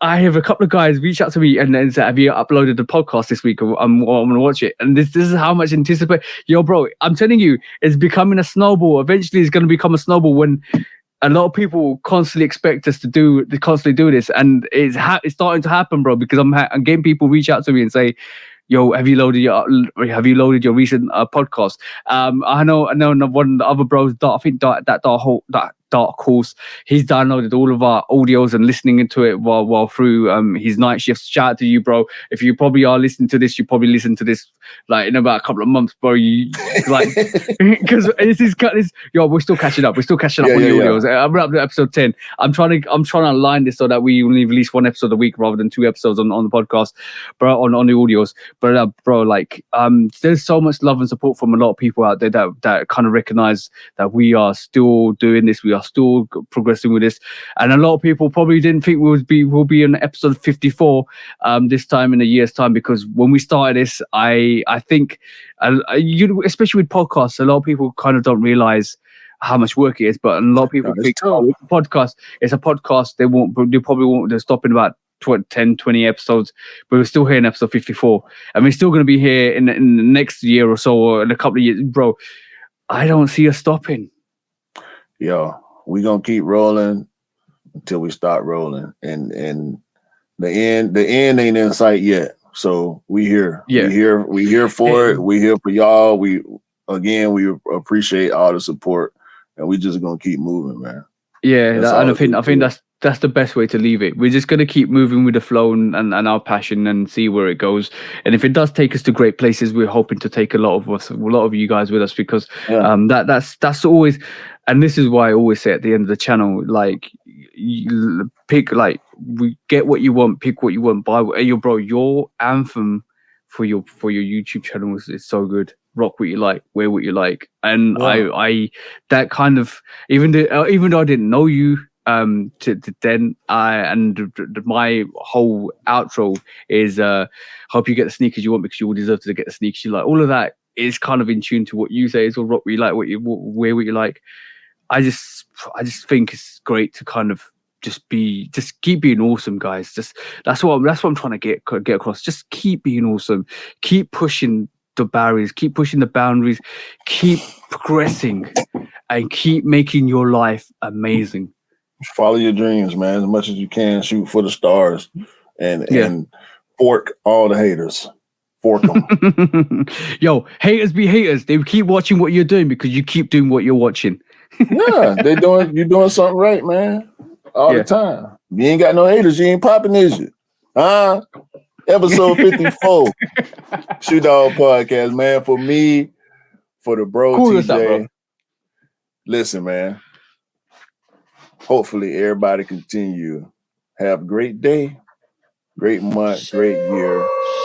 And hopefully everybody can cop the Jordan 3. I'm on my bro. Because everybody deserves a pair of Jordan 3. I'm on my man. Yo, bro. One last round of applause for that. That's still awesome. I'm still celebrating that inside. I'm about to put these on right now. Flick up. Flick up. I'll tell you. Last thing is, I didn't realize how big that opening was for that sneaker to put your feet in. It's quite loose around the ankles, isn't it? It's the quilted, bro. Yeah, I know. That's dope. That's dope. Oh, they blow out a little bit too. Yeah, but on that note, bro, let's count this down because it's quite long. We out, man. We appreciate y'all. Peace out. Peace out. Peace.